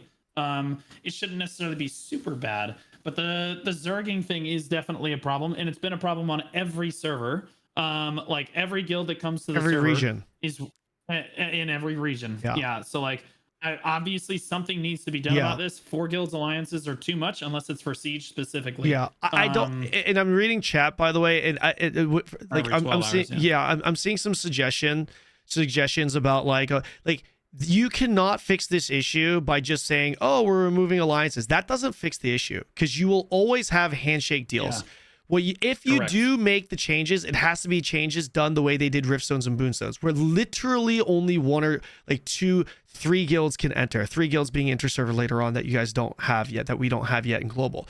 So like, that's what I'm saying. Like, is there something or an idea that you guys might have if we were to do this? Hey, let's try and remove this whole Zerging Fest with the alliances. Like, do you guys have any ideas as to what they could do for these conflict bosses? Maybe it's like I said, maybe you instance the world bosses, even the conflict bosses, so that you can't have more than X amount of guilds go in, or maybe they have a sign up thing. I don't know. I have no idea. I wanted to hear your guys' thoughts. I don't think that instancing because as the player base declines, because it's it's going to keep declining as the hype goes away. But like, I think that like as it declines, there will be more and more. If you're not in the winning alliance, you're just not going to go to the conflict boss, right? Like if it's instance and you're not in the strongest alliance and you're all just going to go to the peace boss, which is going to discourage guilds from fighting each other, which is counterintuitive. So I don't know if making it instance is necessarily the way to go. I don't know. We're also talking about maybe the idea of like limiting drops and access to world boss. Like, let's say you're Ethereum Gold. Like, if you're Ethereum Gold and you go to Juno Conflict Portal 1, that's it. Like, you can't go to all the other bosses. Like, we were talking about just ways to combat this. Just any creative idea. We're kind of just discussing, the pros and cons too. I been thinking a lot really about like, how are you gonna timestamp this video, motherfucker? We were talking, I mean, how do we even end up here? We were talking about PvE content and then we decided going into Eclipse. That sounds like a problem for the I'm editors. taking the piss. Okay, I'm holding it. I need to pee too. Okay, let's take guys, no wonder you do no research. Where's the schedule? Where are we going? Okay. I'm losing my mind with this shit. I'm just gonna hold my pee like a man. Okay, go ahead. I'm not gonna be a man. I'm gonna go pee. I'll be right back. Short break. Okay. Did anyone understand what he just said? Okay, chat, understand that they just left me in charge of all 3 communities at the same time. If you were rating penis size between the 3 of us, I can see all 3 chats right now. Which one of us has the smallest penis? Do you think it's Stoopzz, Kanon, or me? We're asking just the real questions now. Okay, all right. Why the entirety of Kanon's chat is saying me? That's honestly hurtful. And in fairness, it's almost my fault because I fostered this within my community. So that's all right. I'll take the cheese wheel. Who's second place? Quickly. Who's second place? All right. So Kanon clearly has the biggest because I don't see anybody voting for Kanon's penis. It's like literally a bratwurst. It's crazy. And then Stoopzz is like, everyone's saying Kanon like that. You said you has a smaller prelude of coming attractions. You said who has a smaller PP, right? You said who has a smaller PP, right? Because they're all saying Kanon. Yeah. That's what you said, right? Who has a smaller PP in the I swear to God, that's what you said, motherfucker. That's what you said, right? People can't say me because I don't even know, but I know. I got it. I mean, welcome back, guys. We had gearing, monetization, progression. We had systems. Oh, by the way, guys, have I shown you guys my plushie? Have you seen my plushie? It's a Korean plushie. It's a Taiwanese plushie I got in Taiwan. It's got what is that? Got his little feet. What is that? It's a plushie. It's a Taiwanese plushie. It's a sacred animal in Taiwan. What is that? It's little feet. Censor. Are we allowed to show that? This is a plushie. This is not what you think. This is. If I'm getting banned, you're paying for you're fucking. This is a mythological Taiwanese creature. Here's my plushie. I got one of those. No, you don't. You don't have a Black Spirit plushie, do you? There's no shot he has a Black Spirit plushie. This is like exclusive to BDO partners. I got one. Seems the Lost Ark player, Jay Kim would never send him. There's not a chance. His name is Richard. Yes, King Richard. Sorry, chat.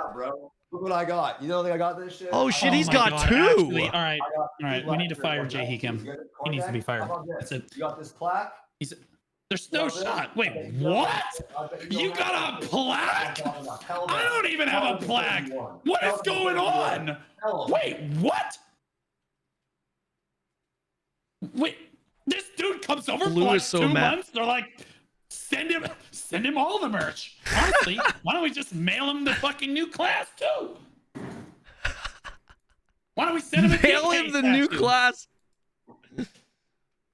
What the hell? Yo. I gotta ask him where he got the plaque because like maybe he just bought it. How about this one? I'm gonna use this for my neck while I'm gonna use this for my neck while you guys I take a nap while you're talking about clips. Right. Is this guy just flexing left and right? You guys talking about clips. I'm gonna put this on my neck. You got one of these too? I'm taking a nap. Oh shit! Oh shit! Oh shit! That's a big boy. Yeah, sit the fuck down. Yeah. You have to pay for that one. They didn't say that. You paid for that. Don't lie. Yeah. No. They sent this to me. This was free. It was just $750 for shipping and handling. Crazy though. Bro, that is actually fucking sick. That's great. Bro. That's actually that's sick. That's sick. Is that Dark Knight? Yeah, it's sick. That's sick. Amazing. Yeah, that's my girlfriend Rhonda. Okay, so hold on. Okay, so let's. I have a question for you guys. Serious question. Which MMO dies first? Lost Ark, Throne and Liberty, or Black Desert?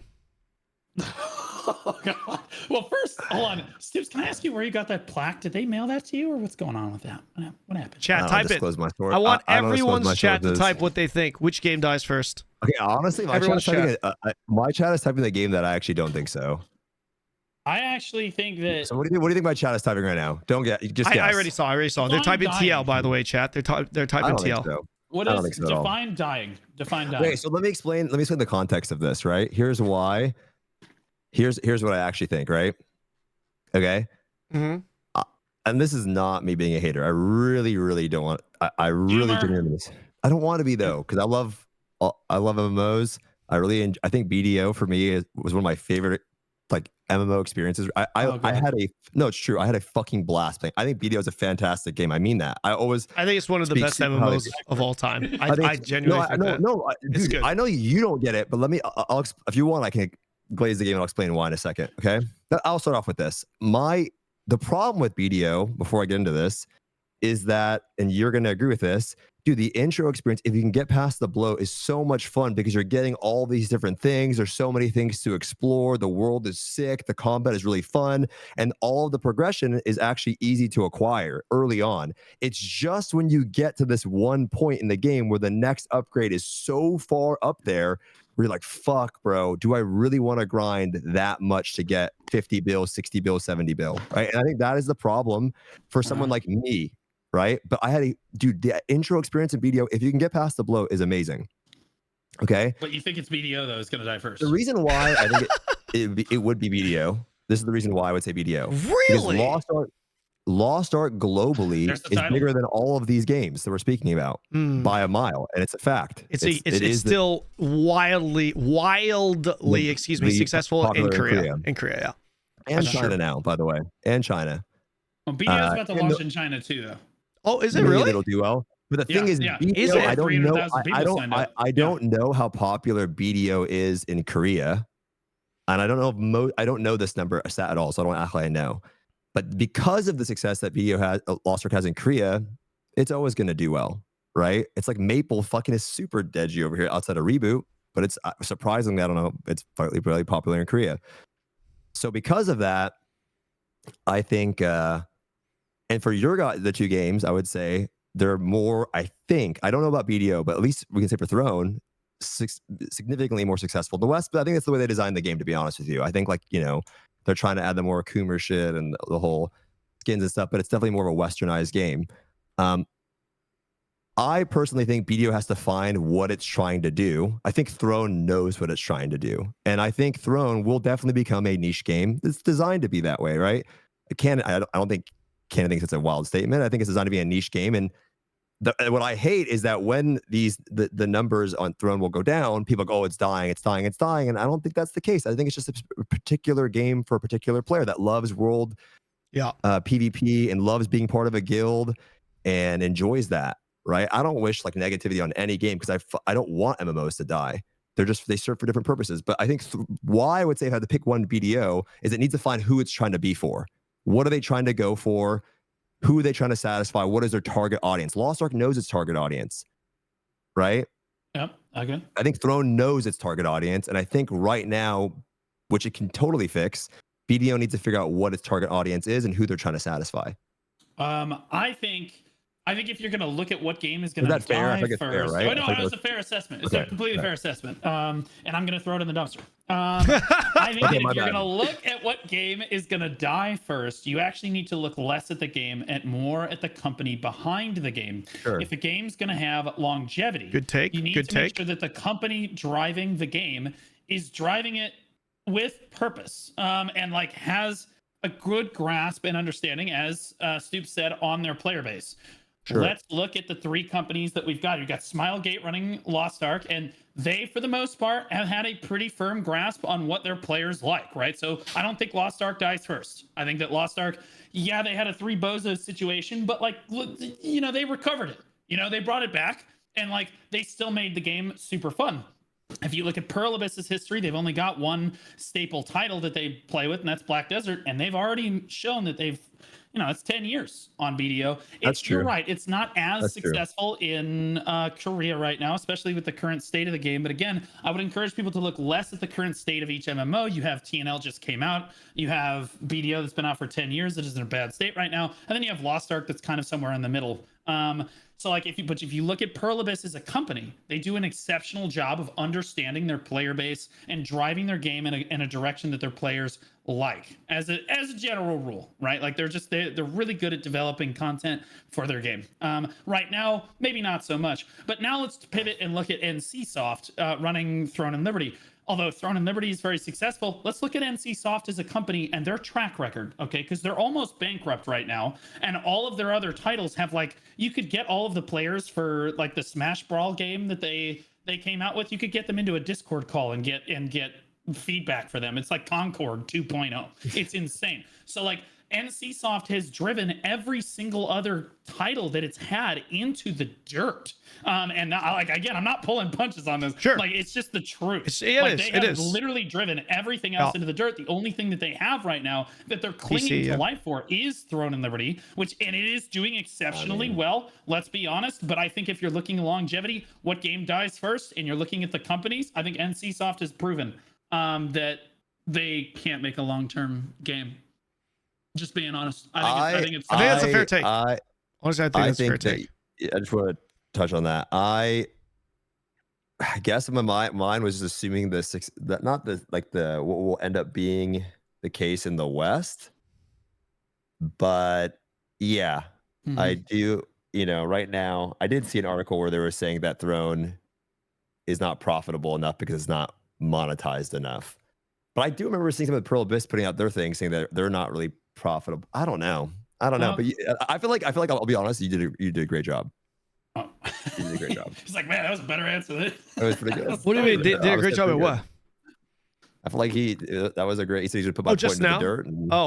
Yeah. That was a very fair take, because he's absolutely right. Yeah. You know, NCSoft does not have that good track record. The only credit that I can give to NCSoft is that it's like their stock price plummeted, and with Throne, they said they're doubling down, and they've been maintaining this apologetic stance in listening to player feedback better than any company in the game right now, which is objectively true. Say the thing back to him. Say you're gonna put. He said your game's gonna die first, so now you need to go over there and put him into the dirt, like you said. Okay, so you have to say Lost Ark, because he said BDO. I said they're Liberty. Yeah. You have to just. Get on I think Throne and Liberty of the 3 probably die first if I had to. I mean, shit, I ain't gonna lie to my audience. I'm not gonna lie to my audience. I mean, shit. I'm about to pull up those stock reports. I have the. Okay, listen. Okay. Hear me out. The reason why is honestly because exact same reasons as Blue. Because NCSoft doesn't have a good track record. Let's take a look at what because I'm looking at this. If I were to invest $1 million into this decision, right or wrong, where would I invest my money into? Now you're making it. If you put that stakes on the line, I'm like, should I want to upset your chat right now? I feel bad now. I mean, putting $1 million on the line. I mean, like if I had to, that's a hard one though. No, hold on. If you have $1 million, hold on. Let me just make this point. If this was $1 million, like if you're wrong, you lose the money. If you're right, you win the money. For exactly what you said, Smilegate is secure. if this was just a Western game and forget about Korea, I would not say Throne. I would actually say Lost Ark. Just in the West, I would actually say Lost Ark. But if we're talking about globally, yeah, you're right, dude. I live in Korea. I know how popular Lost Ark is still. It doesn't matter if it dies in the West. It's going to continue to stay in service because we're talking about globally, right? Assuming we're talking about globally. BDO also has more players than you would actually think in Korea. I've played on the Korean servers. A lot of people think it's dead in Korea. I don't know that. And that's fake news. I don't know that. It's actually fake news. A lot of it's not like a Lost Ark, but a lot of people just look at PC Bong rankings. Most people that play BDO from home. So of course it has a shitty PC Bong ranking. You know what I mean? So I think people underestimate how many people actually play in Korea. When I entered the servers, there's actually a decent amount of people to the point where I'm like, it's pretty healthy, right? Okay. And also BDO has been around, Pearl Abyss has been around the game, been around the block for a long time, right? Now, if NCSoft, like with NCSoft, the game is relatively dead in Korea.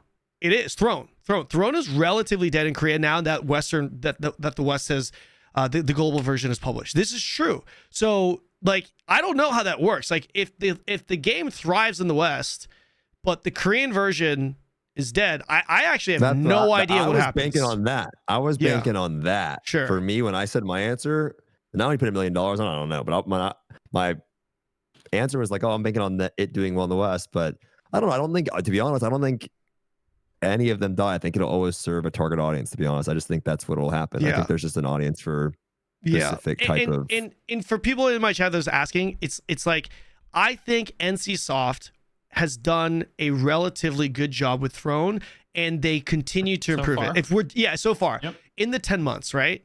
The problem and the reason why it was honestly somewhat dead on arrival was because of what Blue said. It's because people in Korea, dude, if you think people hate on Blizzard, that's nothing compared to what the consensus is about NCSoft in Korea. It's way worse. Like, people just think NCSoft, they're like, fuck this game. Like, immediately they're just like, man, fuck that, I'm not supporting this shit.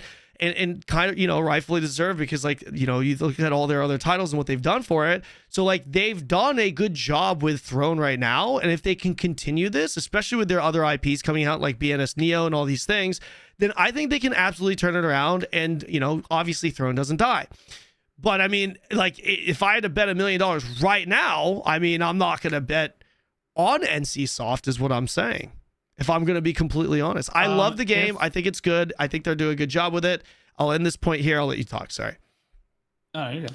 I think if you're going to invest, I think it's a good way of looking at it. If you're going to invest $1 million, if I was going to invest my entire savings, which is not even remotely close to $1 million, okay, but like, if I was going to invest all the money that I currently have into one of these three companies, I'm going to be honest, 100%, I'm dropping everything I have into Pearl Abyss. And the reason is that right now their stock is incredibly low.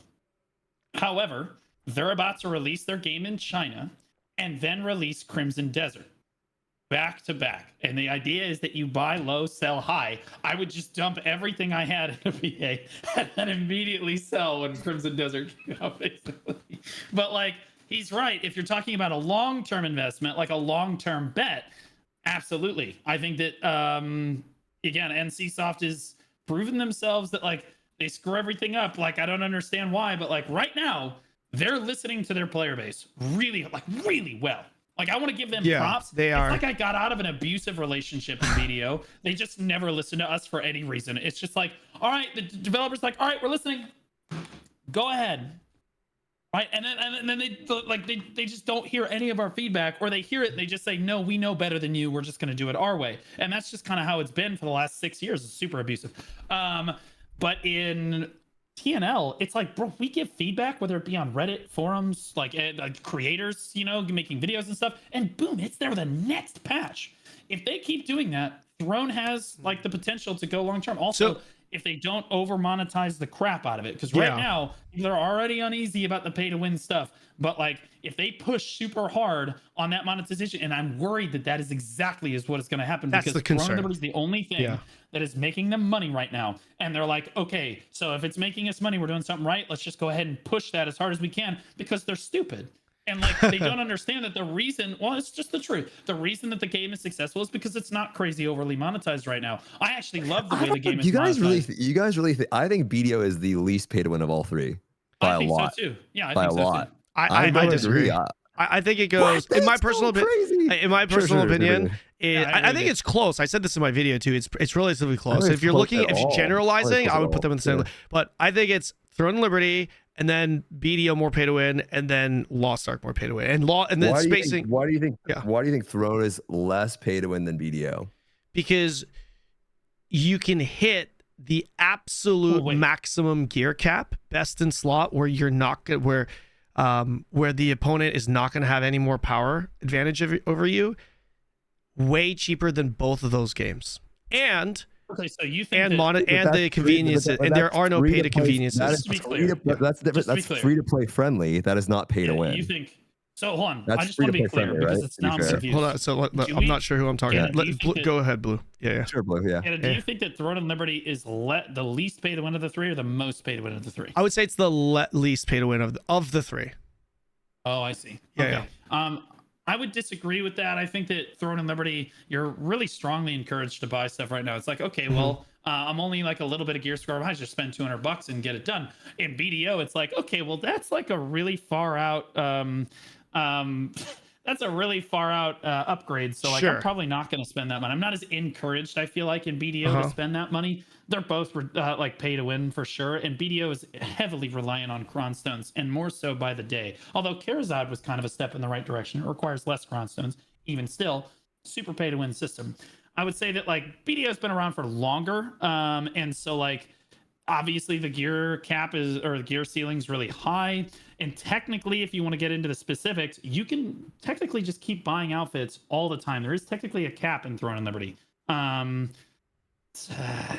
Like you said, though, like there's a cap every week that you can spend in TNL. I've never hit it, so I have no idea. But like, you can hit that ceiling really hard, and then everyone's going to catch you in like a month or two in TNL. But again, I do think I'm more strongly encouraged. My metric for this is, as a player, do I feel more encouraged to pay to win in BDO or Throne and Liberty? And it's Throne and Liberty, it's no question. And so like to me, the game feels like it's a lot more pay to win because you can just spend some money and get that extra power. But I don't know, Stoopzz, how do you feel about it? Yeah, go for it, Stoopzz. Okay. I think BDO has mandatory purchases pretty much, right? You pretty much have to buy a tent, right? Tent. The fairies, like you're probably going to want to get one of those, right? Yep. And so I think it does have mandatory. You have the auras or whatever that you pretty much are going to want to get, and so. Those are mandatory purchases. Throne has really no mandatory purchases at all, and so I think to that game's credit. True. But what I would say is, for sure, it is way more in your face than any of them, because you literally, the currency that you get in the game only comes from the cash shop, right? It's not spawned like out in the world. It comes directly from the cash shop. Right. So that's and me and Ken talked about this. If they did that differently, it would have looked so much better, but they didn't, you know what I mean? And I wish they did, but it's still okay. But it's not very intuitive, even how you make it either. Right. And it is capped on how you make it. You need inks and you need trade extraction stones, and it's RNG on how you're going to make it. Gold and Lost Ark comes straight up from the game, right? You get it through the game. And it's intuitive on how you make it. You just do your raids, they print gold, and if you want to buy more gold, you swipe, right?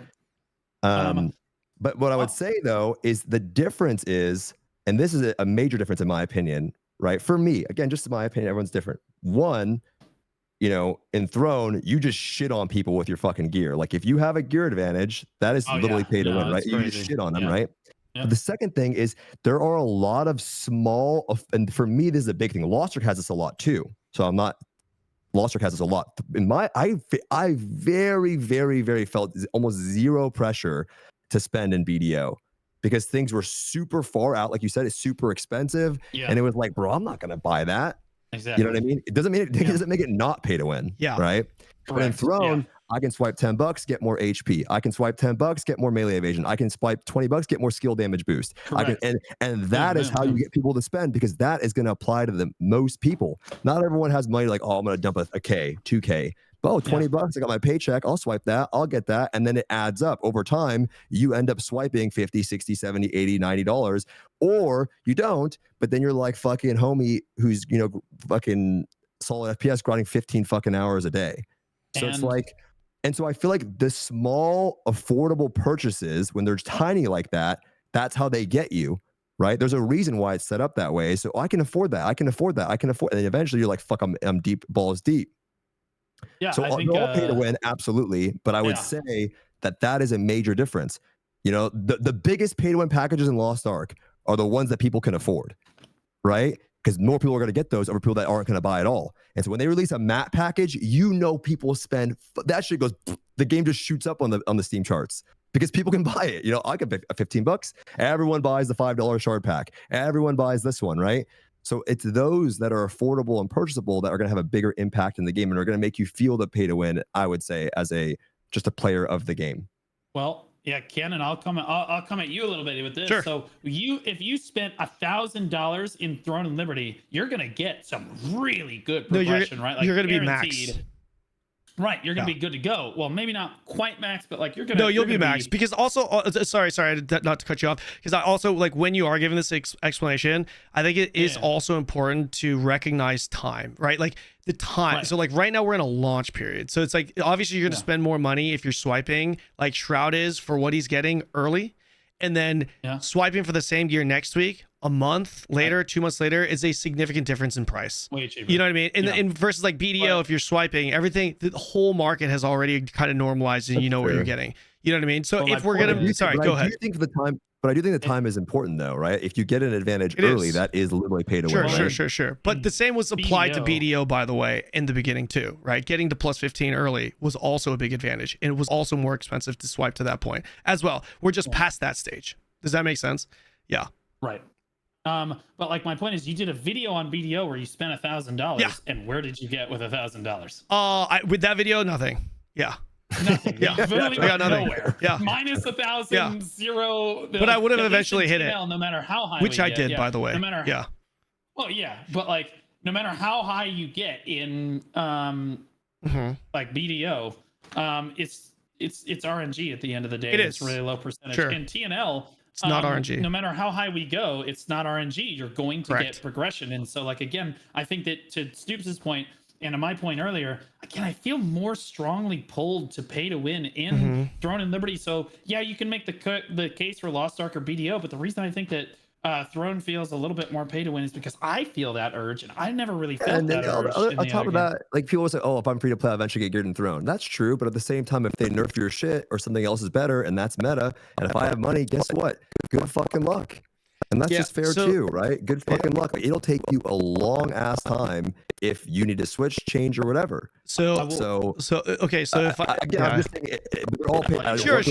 Yeah. So like to just give my take on all of this, to respond to everything you guys are saying, real quick before I say it though, like Blue, would you say Lost Ark is more pay to win than BDO or less pay to win than BDO?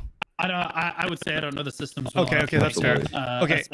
So I would say it's more. And outside of the Esper weapons, like your example of using percentages in RNG, I think that actually, my perspective on that is I think it actually makes it more pay to win because a 3% chance for it to go will eventually go. It's just going to take you, it's going to take you 33 attempts realistically, right? Like, sure, it could take you 100, but it will eventually go. So that, in my opinion, makes it more pay to win. Number one. Number two, I think the caps for Throne are relatively low, and the cost of hitting cap is way cheaper than both the games, which also is kind of unfair comparison because time is relevant to that factor too, right? Because obviously both games have been out for a lot longer. There's more vertical progression, so I feel like, that's something to consider. But the other thing is the big thing that kind of stands out for me is that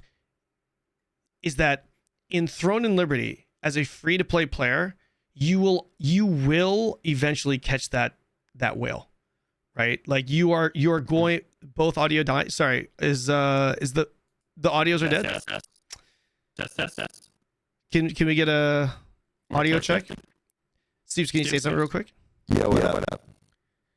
How's that? Is that okay? Both are broken. They're robot. Wait a second. Is it robot? Okay. Yeah, let's give us a second. Sorry, guys. Both are bad. Deep fried. Hold on. This has not happened for a very long time.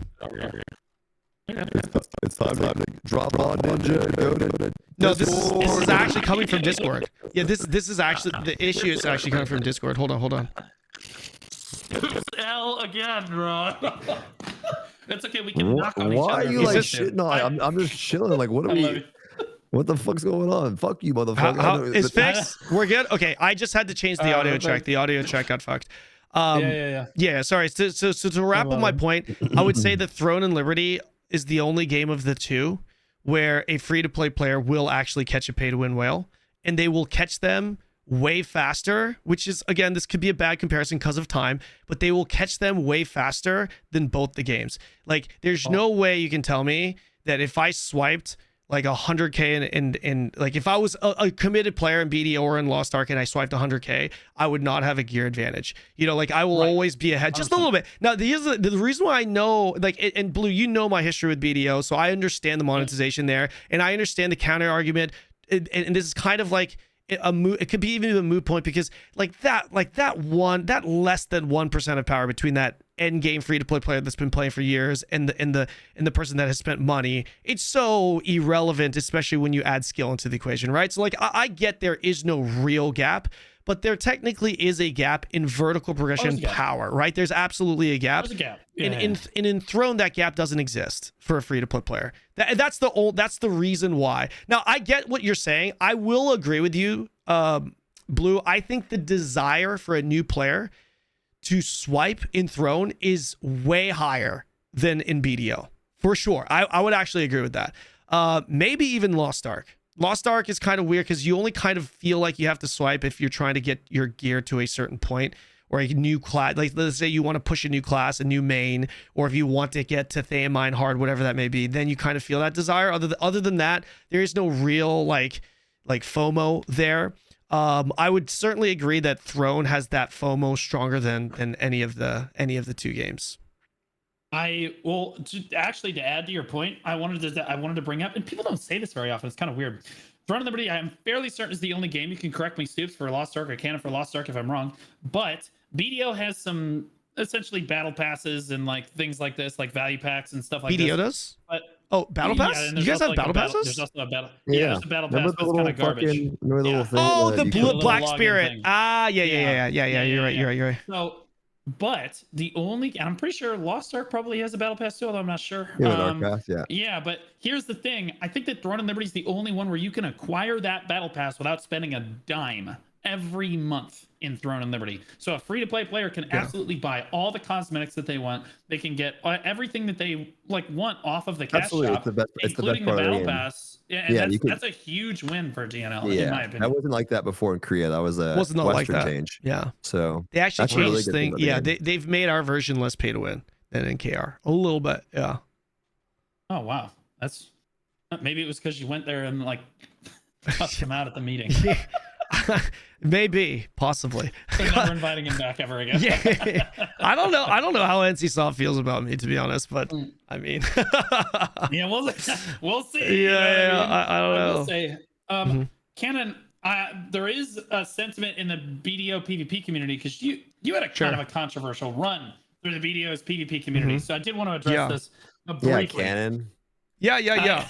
Tell the people. It was more of a coaster. But, Kanon was kind of run into the ground a little bit with his with Goon and stuff. And there's actually a decent amount of PvPers from BDO. Wait, still Goon? They Goon? actually. Yeah. That's the guild name. Yeah. Their name is Goon. Yes, you're exactly the reason that you might think. Fuck?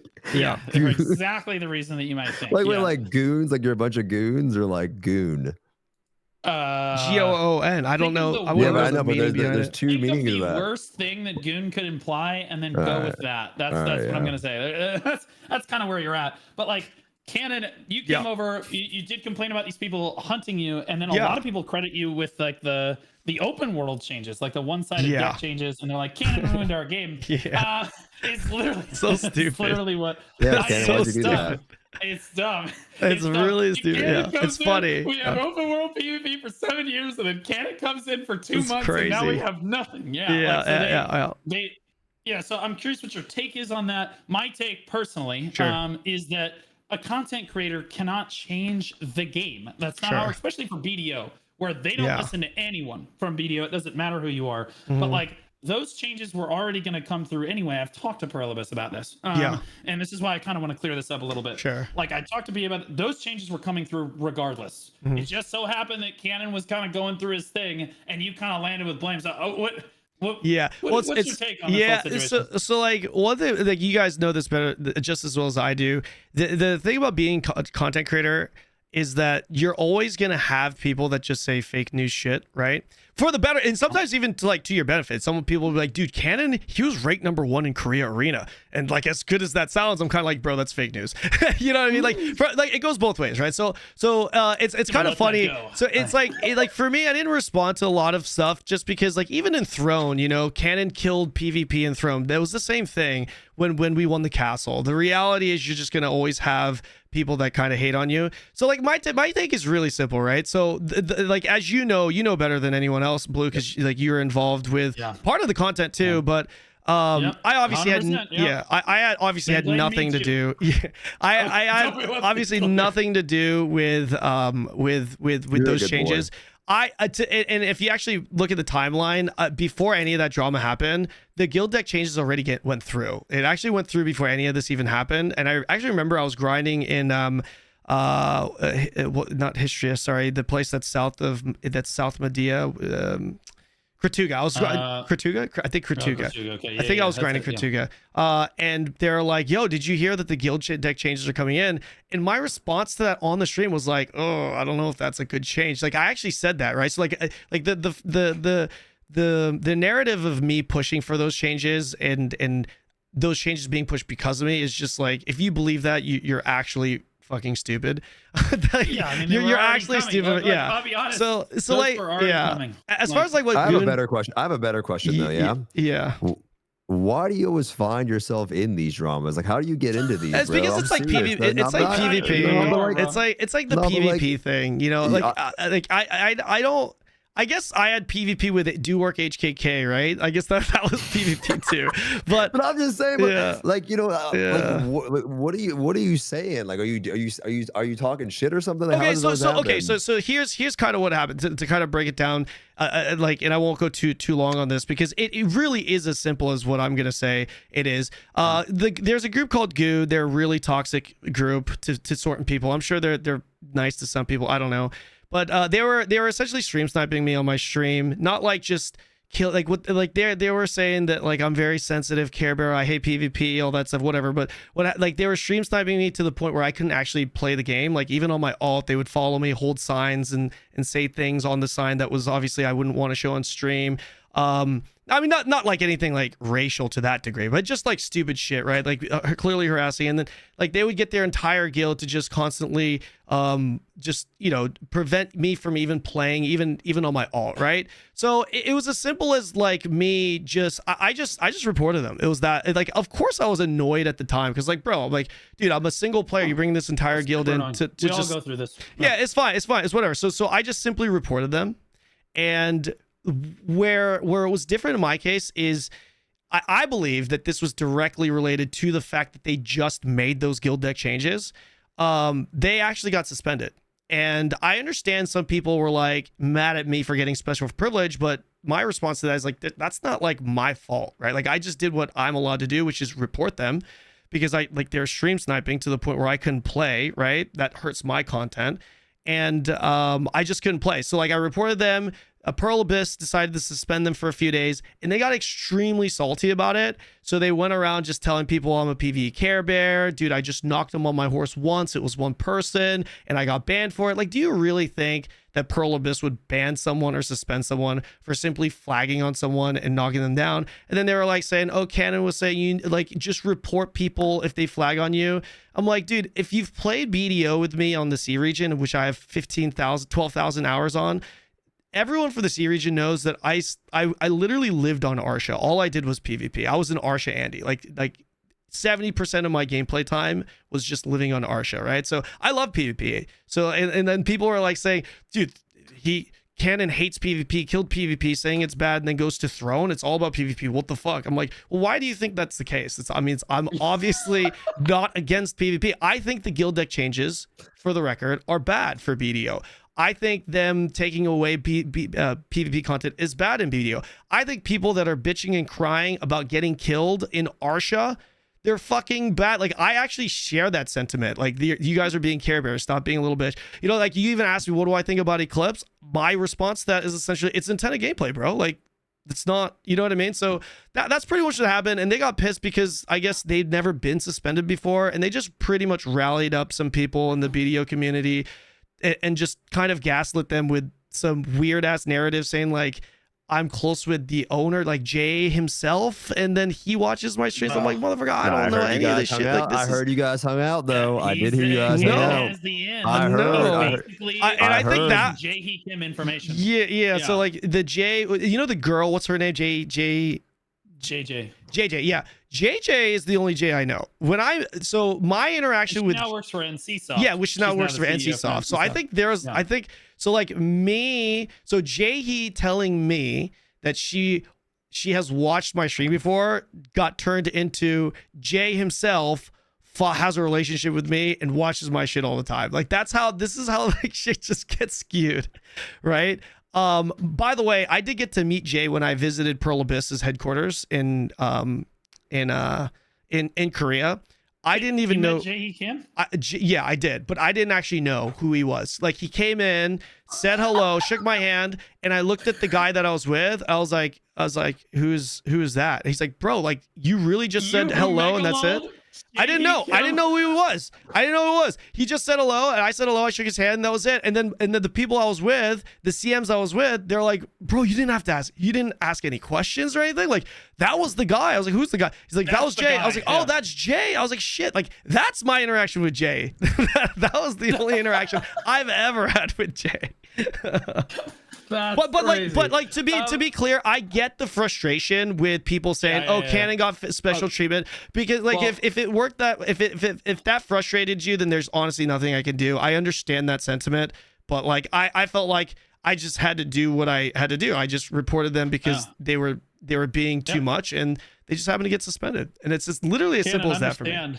Yeah, understand, buddy, that there are people that blame me that BDO is like lost 60% of its viewers or players in the last like 8 months, and that's my fault. So like it is what it is. People are going to blame people. Now I'm curious for both of you, and this is actually an important question that I hope the developers of Black Desert hear, because you guys were the Lost Ark streamers, two of the Lost Ark streamers that came over to Black Desert when you had the 3 bozos situation going on. A lot of the PvP changes in the shift in Black Desert, like the huge shift, can be all traced back to this like Land of the Morning Light Part 1 release. And so what the developers saw this as is, we made an amazing expansion that, look how many people came to play our expansion, and it's all because of us, right? Like it's because our game is just that good and people were that excited about Land of the Morning Light. And then when the Lost Ark players, a couple months later, when the Lost Ark players went back to BDO, went back to Lost Ark, they turned around and they were like, oh yeah, PvP was toxic and blah, blah. They just made up an excuse. But here's the real. They were always going to go back to Lost Ark, in my opinion. And that's what I'm about to ask you guys. Did you truly leave BDO because the PvP player base was toxic? Because see, this is what the developers actually 100% firmly believe right now. Is Jay Kim and the development team believe that all those players quit the game. They made this amazing expansion, and then all of those players that they netted in all quit the game because the PvP community was way too toxic. So that was the moment that they started to shift towards consensual PvP with the one-sided deck changes, node war changes, being like taking competition out of node wars, going to all instance PvP or as much as they can. Basically, this shift, like their TOS, everything was shifted at that moment. So you guys are the two like premier Lost Ark streamers that kind of came over. There are obviously more, but I have you guys here. What was the fundamental reason that you came to BDO in the first place? And then what was the actual reason that you left BDO? Stoopzz, I'll start with you because you haven't been able to talk in a while. Oh, you don't want him to start? I'm just kidding. Yeah, Kanon was playing fucking Diablo or some shit. I don't think he's playing Lost Ark now. You were playing that fucking Lost Ark shit? Yeah. I mean, Blue probably doesn't know my history prior to that, but yeah, I covered multiple games. Blue, I think at the time. Research from the guest. No, but I did. On the guest of your podcast. Do some research on the guest of your podcast. It was. It's fair. It's fair. No, I played covered a couple of games after Lost Ark. Yeah. Yeah, dude, I mean, I had a great time in BDO. I played all summer. But why did you go to BDO in the first place? Was it because Okay, you thought Land of the Morning Light was an this amazing is expansion? I'll tell you the honest God truth. I'll tell you the actual truth. This is what happened, right? Yeah. Literally in my stream, I was like, I saw a BDO trailer. I watched Sage. This is how it started. I watched the Sage trailer, and I'm like, holy fuck, this game looks insane. And I'm like, there's no way the game actually looks like that. And my chat's like, yes, it does. I'm like, guys, this is fake. There's no way it looks like that. And they're like, yeah, it does. But don't play it. It's trash. And I was like, dude, I want to, like, that's what I said. I'm like, dude, I want to try. I've never played BDO before. I want to try it. Then I kept saying, like, guys, I want to, the game looks so cool. Like, I don't care if it's not that good later on. I don't care if the game sucks after 10,000 hours, because that's how all MMO Andes are. Don't play the game, bro. I've played it for 10,000 hours. I'm like, bro, I'm just trying to have a little bit of fun. Like, maybe you liked it in the beginning. Like, it's about having fun in the now. If it gets boring later, then whatever. So I said, guys, I want to try it. Then how'd you end up leaving? Let me, motherfucker, you cook on like 55 minutes. I'm just saying, I can take a shit, come back. You talk about Eclipse. I'm in this shit, but like, let me build this motherfucker up. Your ass yapped for an hour and a half. I'm just saying, like, Joe Bidening. Okay, I'm not, trying to get you back on track, Joe. Now I'm lost. Now I'm lost. Help me out now. Where are we now? I'm lost. Where are we now? What were they talking about? I mean, shit, motherfucker, you be yapping for 15 minutes. I took a dump, came back, you're still on the same topic. And then I mean, shit. Okay, so then I'm good, sir. I don't have dementia. Okay. So then one of the guys from the BDO team messaged me and said, hey, we heard that you have interest in trying out BDO.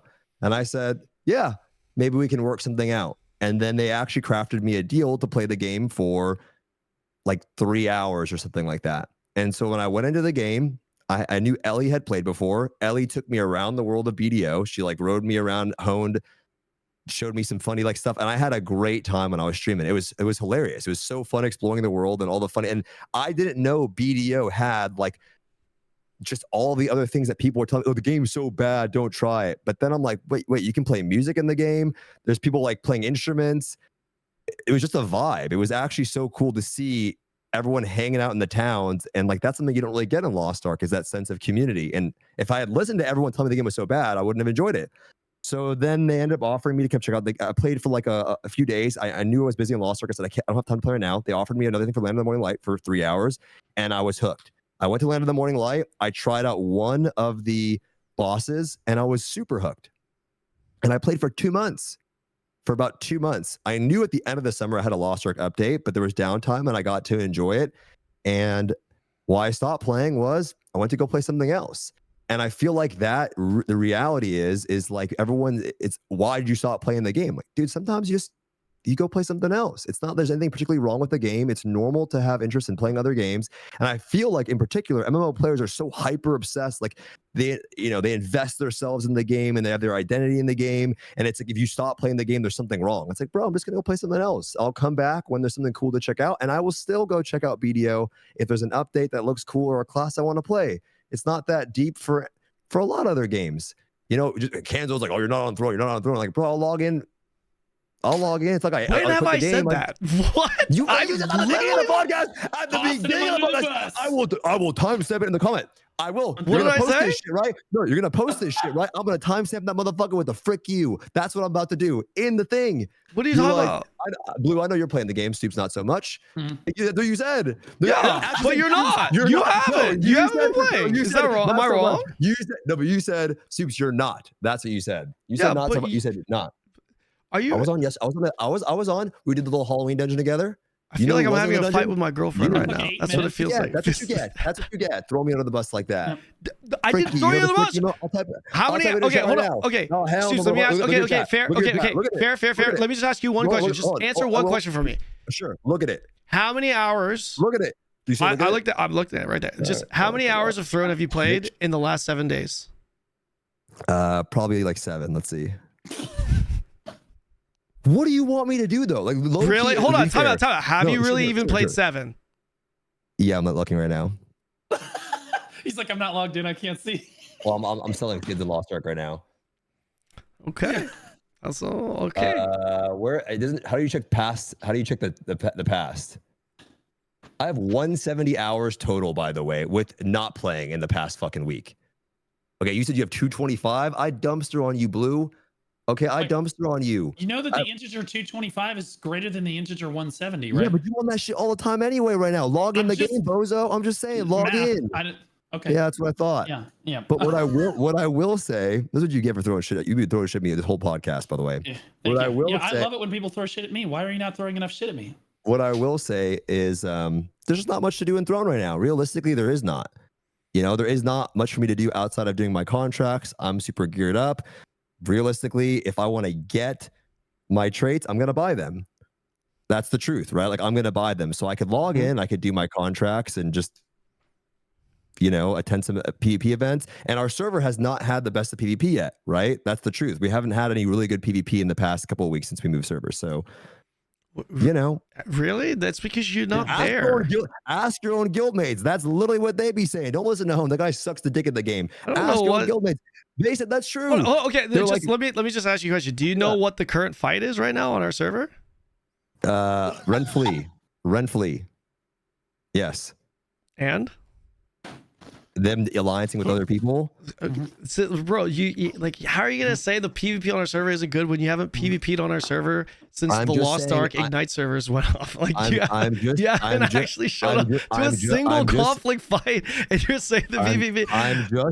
I'm just saying, has it been as good since we were fighting at that time? I'm just saying, has it been as good when we were on Chernobog? Yeah, no. It has. The last week has been pretty good. It's fine. The first couple days was sorry, go ahead. I'm just saying, am I getting pooped on now just because I haven't logged in the game in 7 days? Is that the problem? I never said anything. I just said you're just not playing the game as much. That's literally, and you turned this into an episode. You said I have not been playing the game. That's all you said. And you haven't been. All right. I did log on yesterday. Okay. For how long? Right. How long did you play? I did some contracts. Okay. You know, like, I'm not trying to call you out or anything. I'm just saying. You absolutely are. You absolutely are. No, I'm not. You absolutely are. I just made a point that you're not playing that much right now. That's all. That is exactly what you were doing. That's what you were doing. It's okay. You know, okay, the original question was about BDO, but what is this? What were we talking about again? There is no way you are talking about changing topics. I'm just saying, Blue. There is no way. My point to him. There's no way. You of all people, you better eat those goldfish. You see how this works? No way.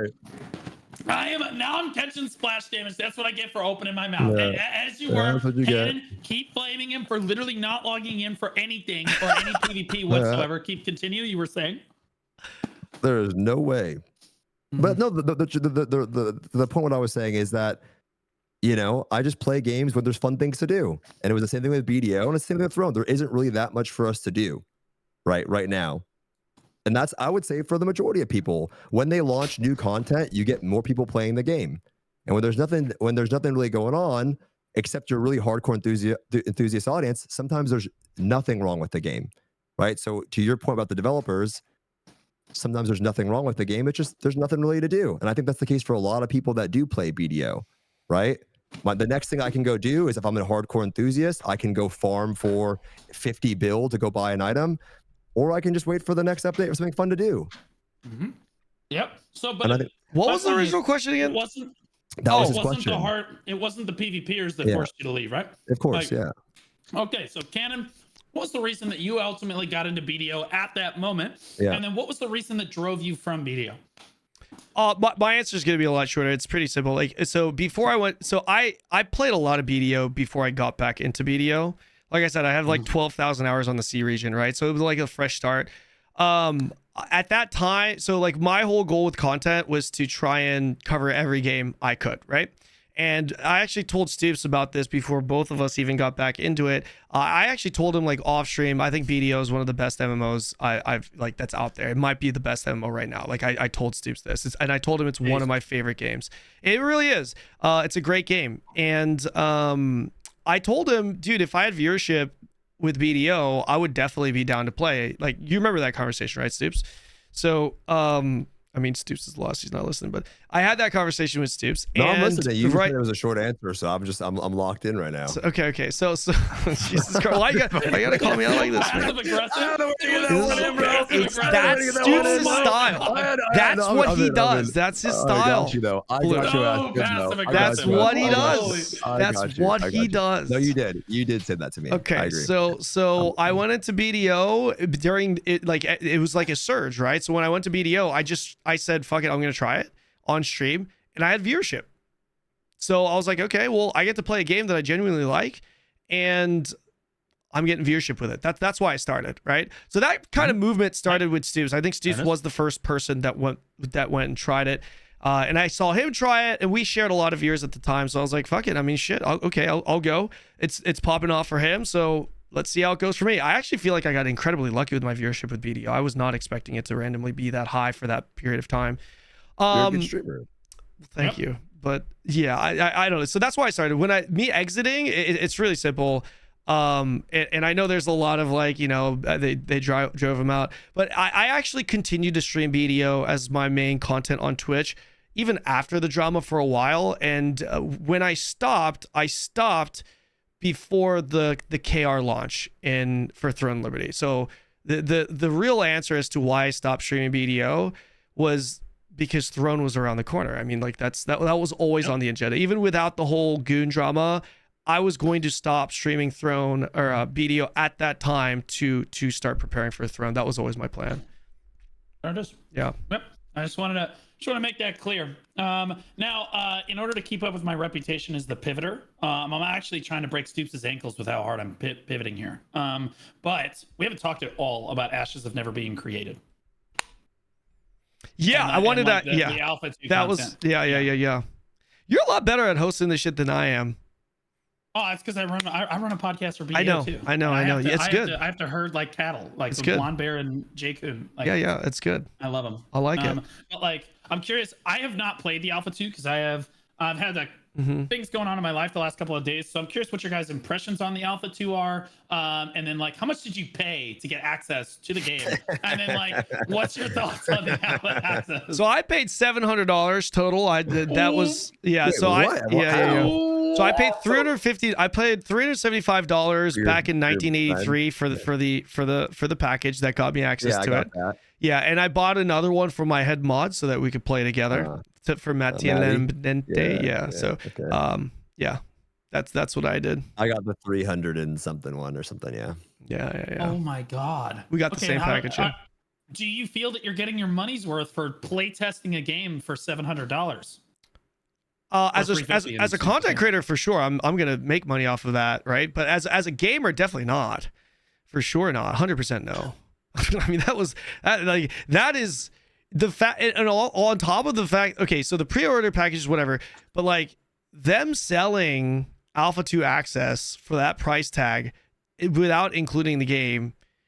That was like that's wild, but like at the same time, like that I feel like that was such a lose-lose situation for them because if you don't do that, then you piss off the people that purchased it, right? It's like you include the game with that. Like, what about me? I paid $375 for that motherfucker. You know what I mean? It's like I paid $375 for that and the game, and then you're gonna sell the same thing essentially to these people for like half the price. You're gonna piss off the people that have already purchased into it. So it was a lose-lose situation for them, man. I don't know. I don't think a lot of people, you know, I don't think everyone purchased it like expecting to get value. I know they're promising that, but I don't think everyone did, right? I think some people bought into it just like a Kickstarter to support the game, right? It's really what it is. I do think that's majority of what it is. A Kickstarter 8 years into development. Yeah. Listen, bro, if you're expecting me to defend this game right now, you are sadly mistaken. I don't know what you're trying to do, but I'm just quickie Kickstarter. You know, yeah. I don't think that's what people paid for, but that's what it looks like when you sell those $120 alpha keys, right? When you sell a $120 alpha key to try the game, and that's what they're selling, that doesn't even give you access to the game. That's what you open up, right? You open up people to critique it like, what the fuck is this? This is a scam. I don't know if you're going to ask me more questions. You want me to just get into it? I mean, is this the go Blue ahead, Squad? get into it. So I don't want to talk because you'll make no, you can get do on it. my case. Go ahead. No. I think you should have some more of those goldfish. But I really do believe. I mean, just catching strays left and right. I mean, I don't. Oh my gosh. Yeah, I mean, every time I open my mouth, he's just so abusive. He's like a Black Desert developer. He started it though. He started with me, so now that's what he gets. I feel like really though, when it comes to the game itself, it's so hard to talk about because everyone gets upset if you give like your critique on the game, right? Because when you talk about it, it's like people go, "Oh, it's just an alpha." But for me, my ultimate take on this game, I don't believe the game deserves the right to say, "Hey, it's just our alpha," even though it is, right? Even though it is, I was talking to Saint about this. He's my roommate. If you guys know who Saint is.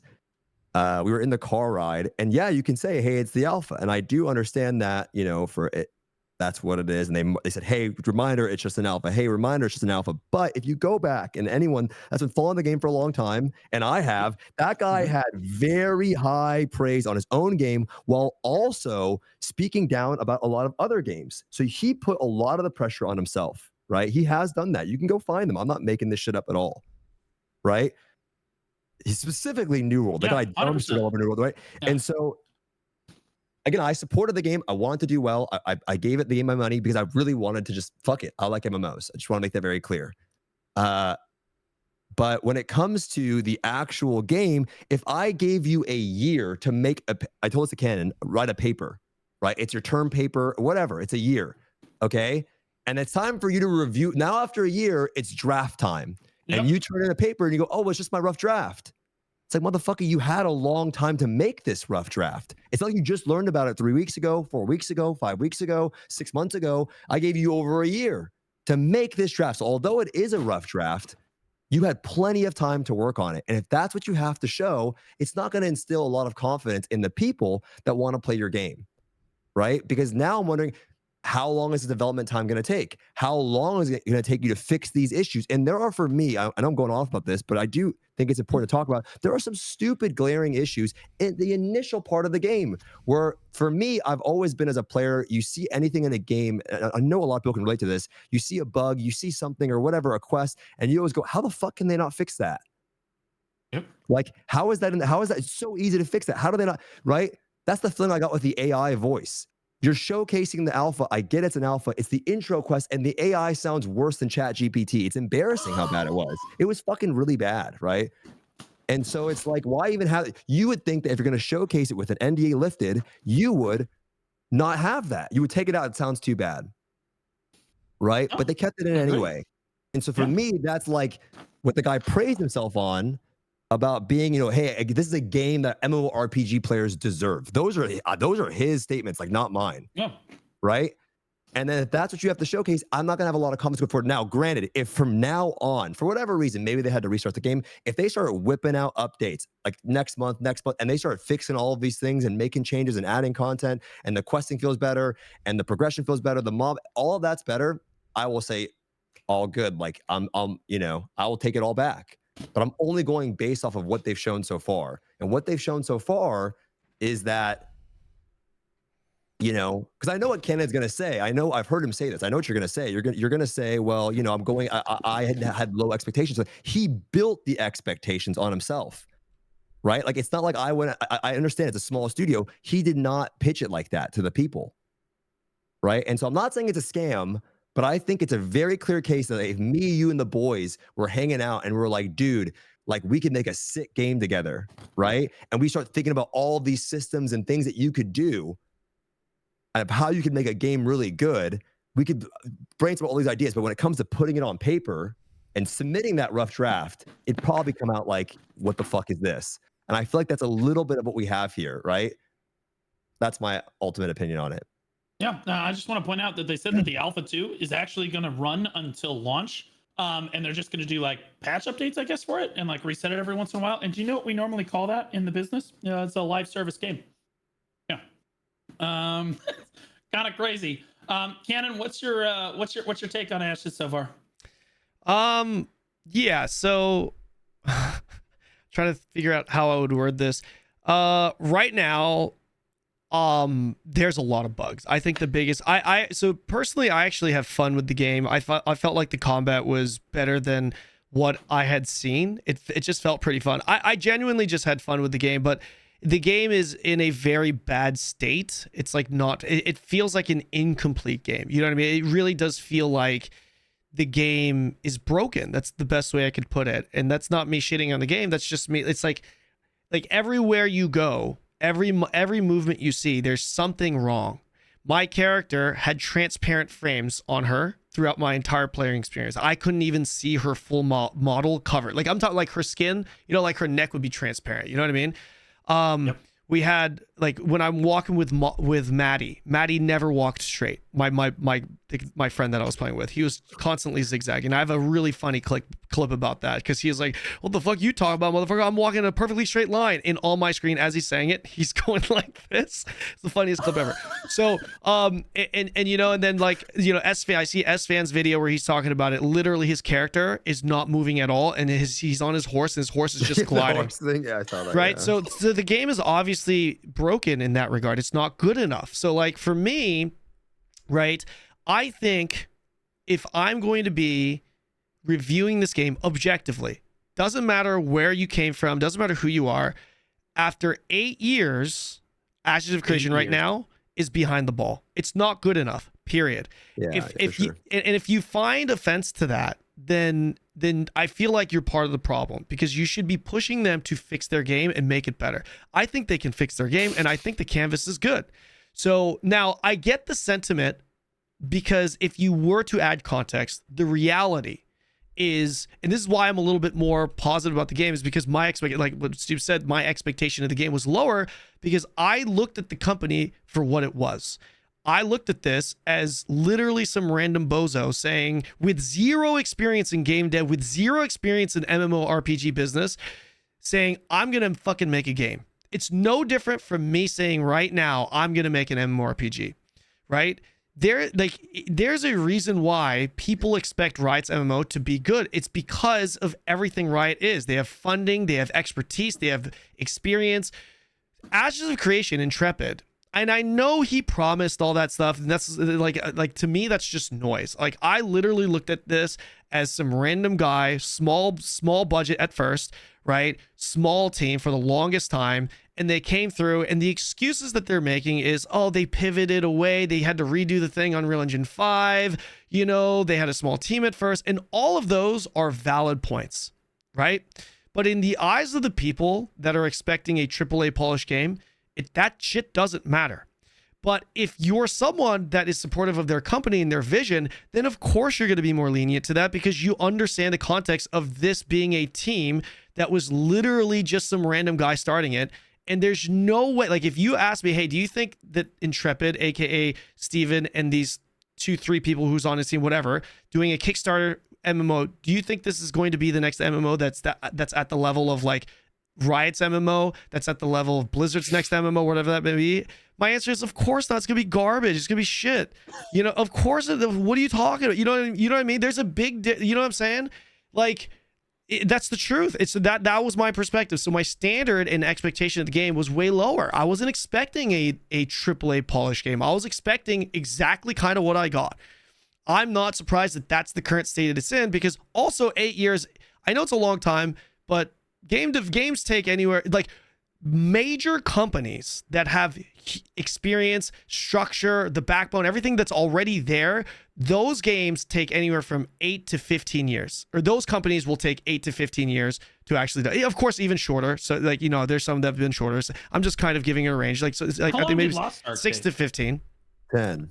10, right? So okay, and BDO took 7, right? That's on the faster end. So like, if companies and Pearl Abyss is I feel like they did a fantastic job, because Pearl Abyss was kind of in a similar, they weren't like a Blizzard, right? Like Pearl Abyss is not like a Blizzard at the time, right? But regardless, like if these major companies that already have foundation, backing, money, takes that long to create and develop a AAA MMO, how the fuck is random ass Steven over here going to match that. There's no way. Of course it's going to take longer. That's my perspective on it. But if I'm reviewing if I'm reviewing the game objectively for what it is right now in comparison to all the other top MMOs, they need work. They're way behind the ball. The game feels fucking broken, and it's bad. It's objectively bad. But the canvas is there. I had fun, but the game itself, it's bad right now. You know, I have a friend that he got some food with him. He's working on his own game now. He has a lot of tenure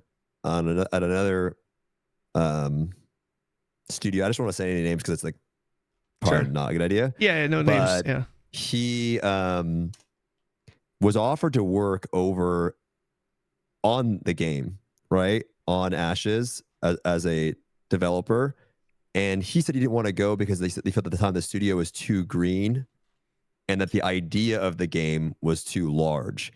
And so I feel like the reality is that like if you look at the game now and I look at it right now, is this a game that will be exciting to play also in 3 years?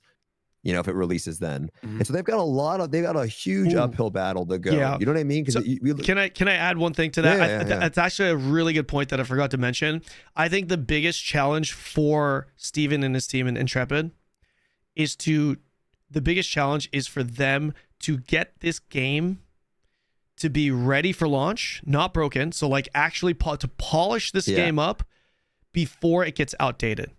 Because like that's hard, dude. That's the biggest, and it's gonna be super hard. I don't know if they can do that. Now, it's reasonable. Like, I'm not gonna shit on Steven for trying because it's like the odds are against. I genuinely think the odds are against him. I'm not gonna shit on him for trying, but he is trying. But at the end of the day, you know, even as this is kind of my athlete mentality is like, if you do go compete in that tournament, no one gives a shit about your history, your experience. It's whether you get the job done or not. And I don't know if they can get the job done in time before it gets outdated. And that's exactly it, right? Like, you know, what's going to be out in 3 to 4 years? What are games going to be like out in 3 to 4 years? Yeah. Is the audience Arcade Chronicles looks fucking good, man. That game looks I mean, shit. Yeah, that's the standard. That's the new standard. Everyone watching, open up a new tab and YouTube Arcade Chronicles. That shit looks fucking crazy, and that's coming out, you know, supposedly 2025. And then you look at Ashes, and this is the problem. You know, it's like the people, and you think about this. Think about it this way. Imagine you're working on Ashes, okay? And Saint said this because Saint used to work at Nexon, okay? When you're working on your game, dude, you have to be able to see what you're making. You have to be able to see what other people are saying about your game.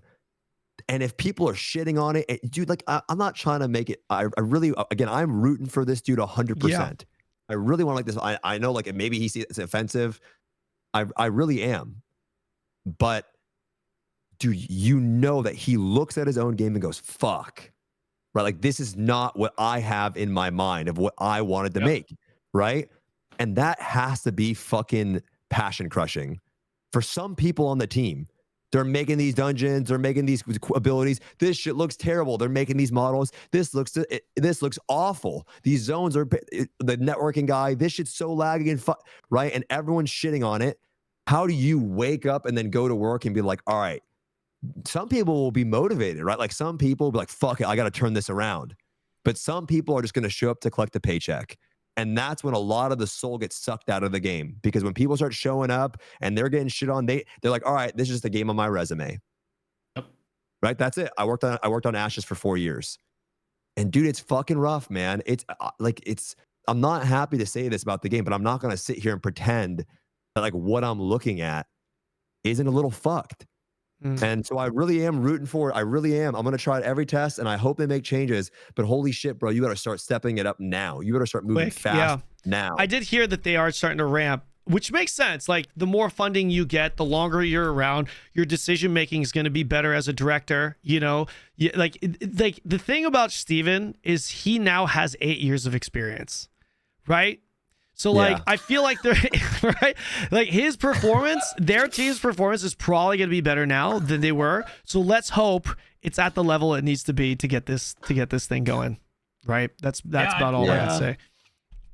And the game just, to me, the scope of the game, as Stoopzz talked about, is wildly big, and it's meant to get people like crazy excited about the potential systems coming in this game. You know what I mean? And it is really exciting for MMO players to be like, wait, the weather's going to change, and then we can have an impact on the environment, and that all sounds amazing, right? And there's going to be 17 or 18 biomes, right, in the game when it's done, with over 60 classes, 64 classes, I think. And how much of that is done in 8 years? You have 1/3 of one biome done in 8 years. You have like what, 4 playable classes, I think, at most. And like there's a lot of stuff that, like, again, lends to it.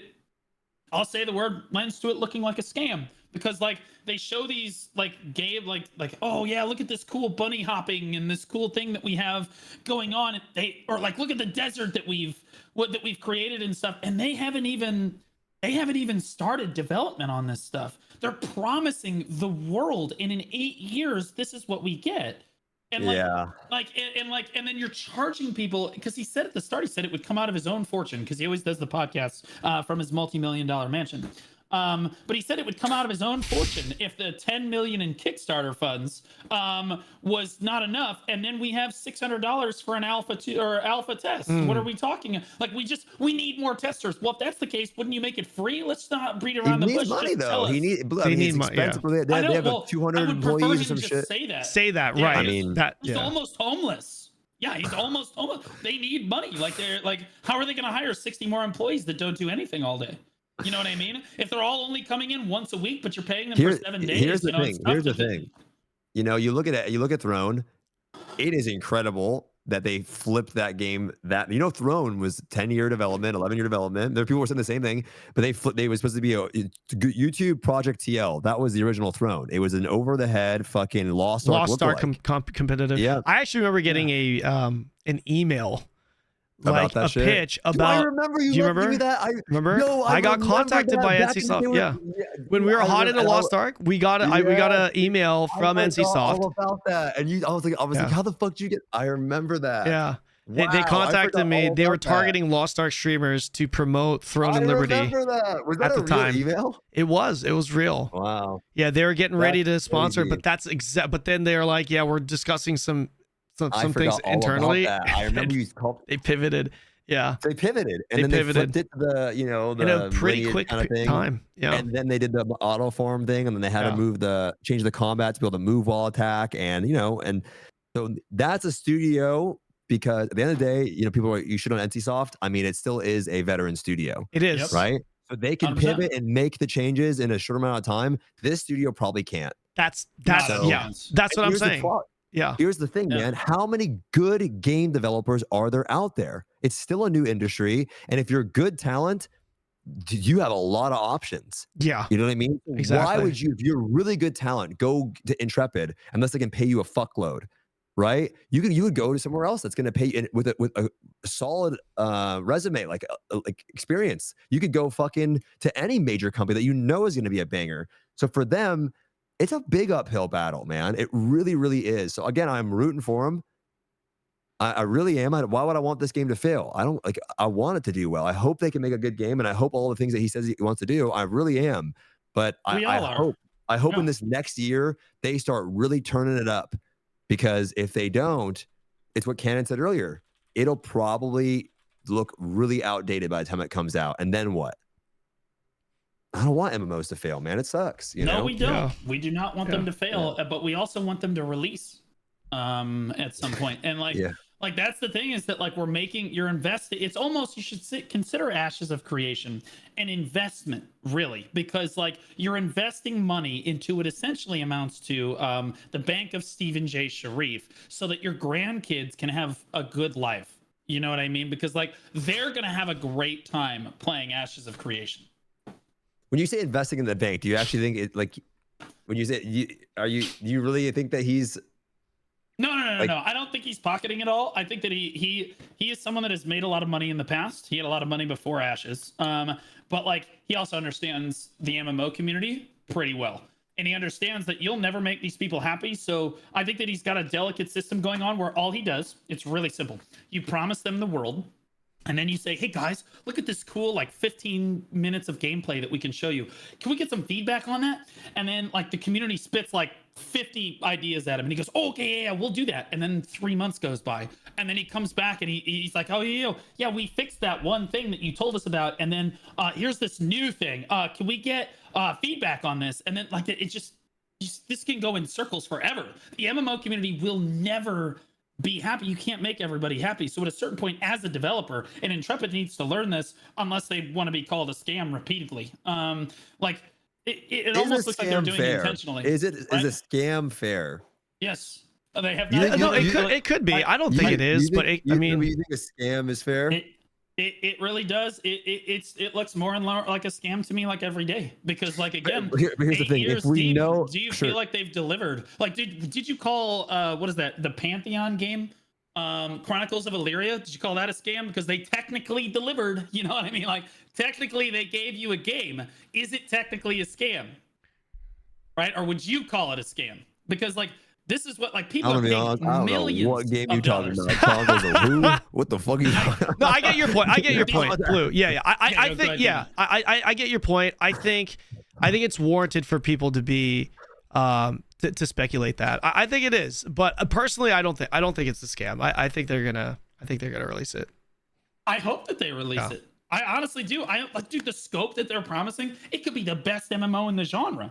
Right? It could be incredible what they're trying to promise, but like, it's just, you're so far from it after 8 years that you're like, okay, well, in 20 more years, when you finish the next, the first complete biome, like, do you think that the game is not going to look dated? You know what I mean? Like, you have a timeline on this, or no, at a certain point, they're just going to be like, okay, Unreal Engine 6, here we go, update, there's another year of our lives, right? Like this, and they can just extend this forever. So like, I just don't know if this is ever going to truly release. Like, the game has potential to be amazing. The things that they promise are awesome, but like, I've kind of lost hope in their ability to deliver on anything because like, they've shown us time and time again that they'll show something and they haven't even started working on development yet. They're just trying to get you hyped so that you'll throw money at the game. And then this is what you've got to show us for Alpha 2 after 8 years. Like Stoopzz said, this is not enough. For a rough draft, let's be real. We wrote rough drafts in high school. That's basically the paper. Okay, so like you're basically done. You handed it in to the teacher. All right, you handed it to the teacher. They give you some fucking corrections. Wrong. Spelling mistakes. You turn it back in, boom, 100% final done. Right? That's not where we're at. Right? We don't have that rough draft here. Oh, it's just the truth. That's true. Well, listen, guys. I think that's a good place to stop. I didn't realize how long this podcast went. This is awesome. What happened? That's crazy. I think awesome. my editor's gonna have a field day. I'm sure your guys will too.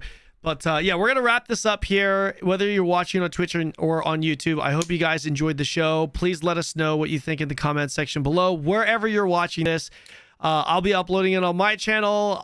These guys will probably take clips or take the whole thing. Whatever. Yeah. Check it out on Blue's from Blue's POV as well. Round of applause for Kanon for putting this together. BlueSquadron, clappies in the chat for them, guys. Give them a round of applause. Clappies for everybody. Clappies. I hope you guys enjoyed that. Yeah. It's amazing. We should do this again. I don't hate any game. I love all the games. Okay, don't hate me. I love your game, guys. Okay, the title of the video is "Why Stoopzz Hates Black Desert Online." That's it. Yeah, there you go. That's it. You know what I mean? That's it. 100%. All right. Thank you guys. We're gonna wrap this up. See you guys in the next video. Peace. All right. Like, comment, subscribe.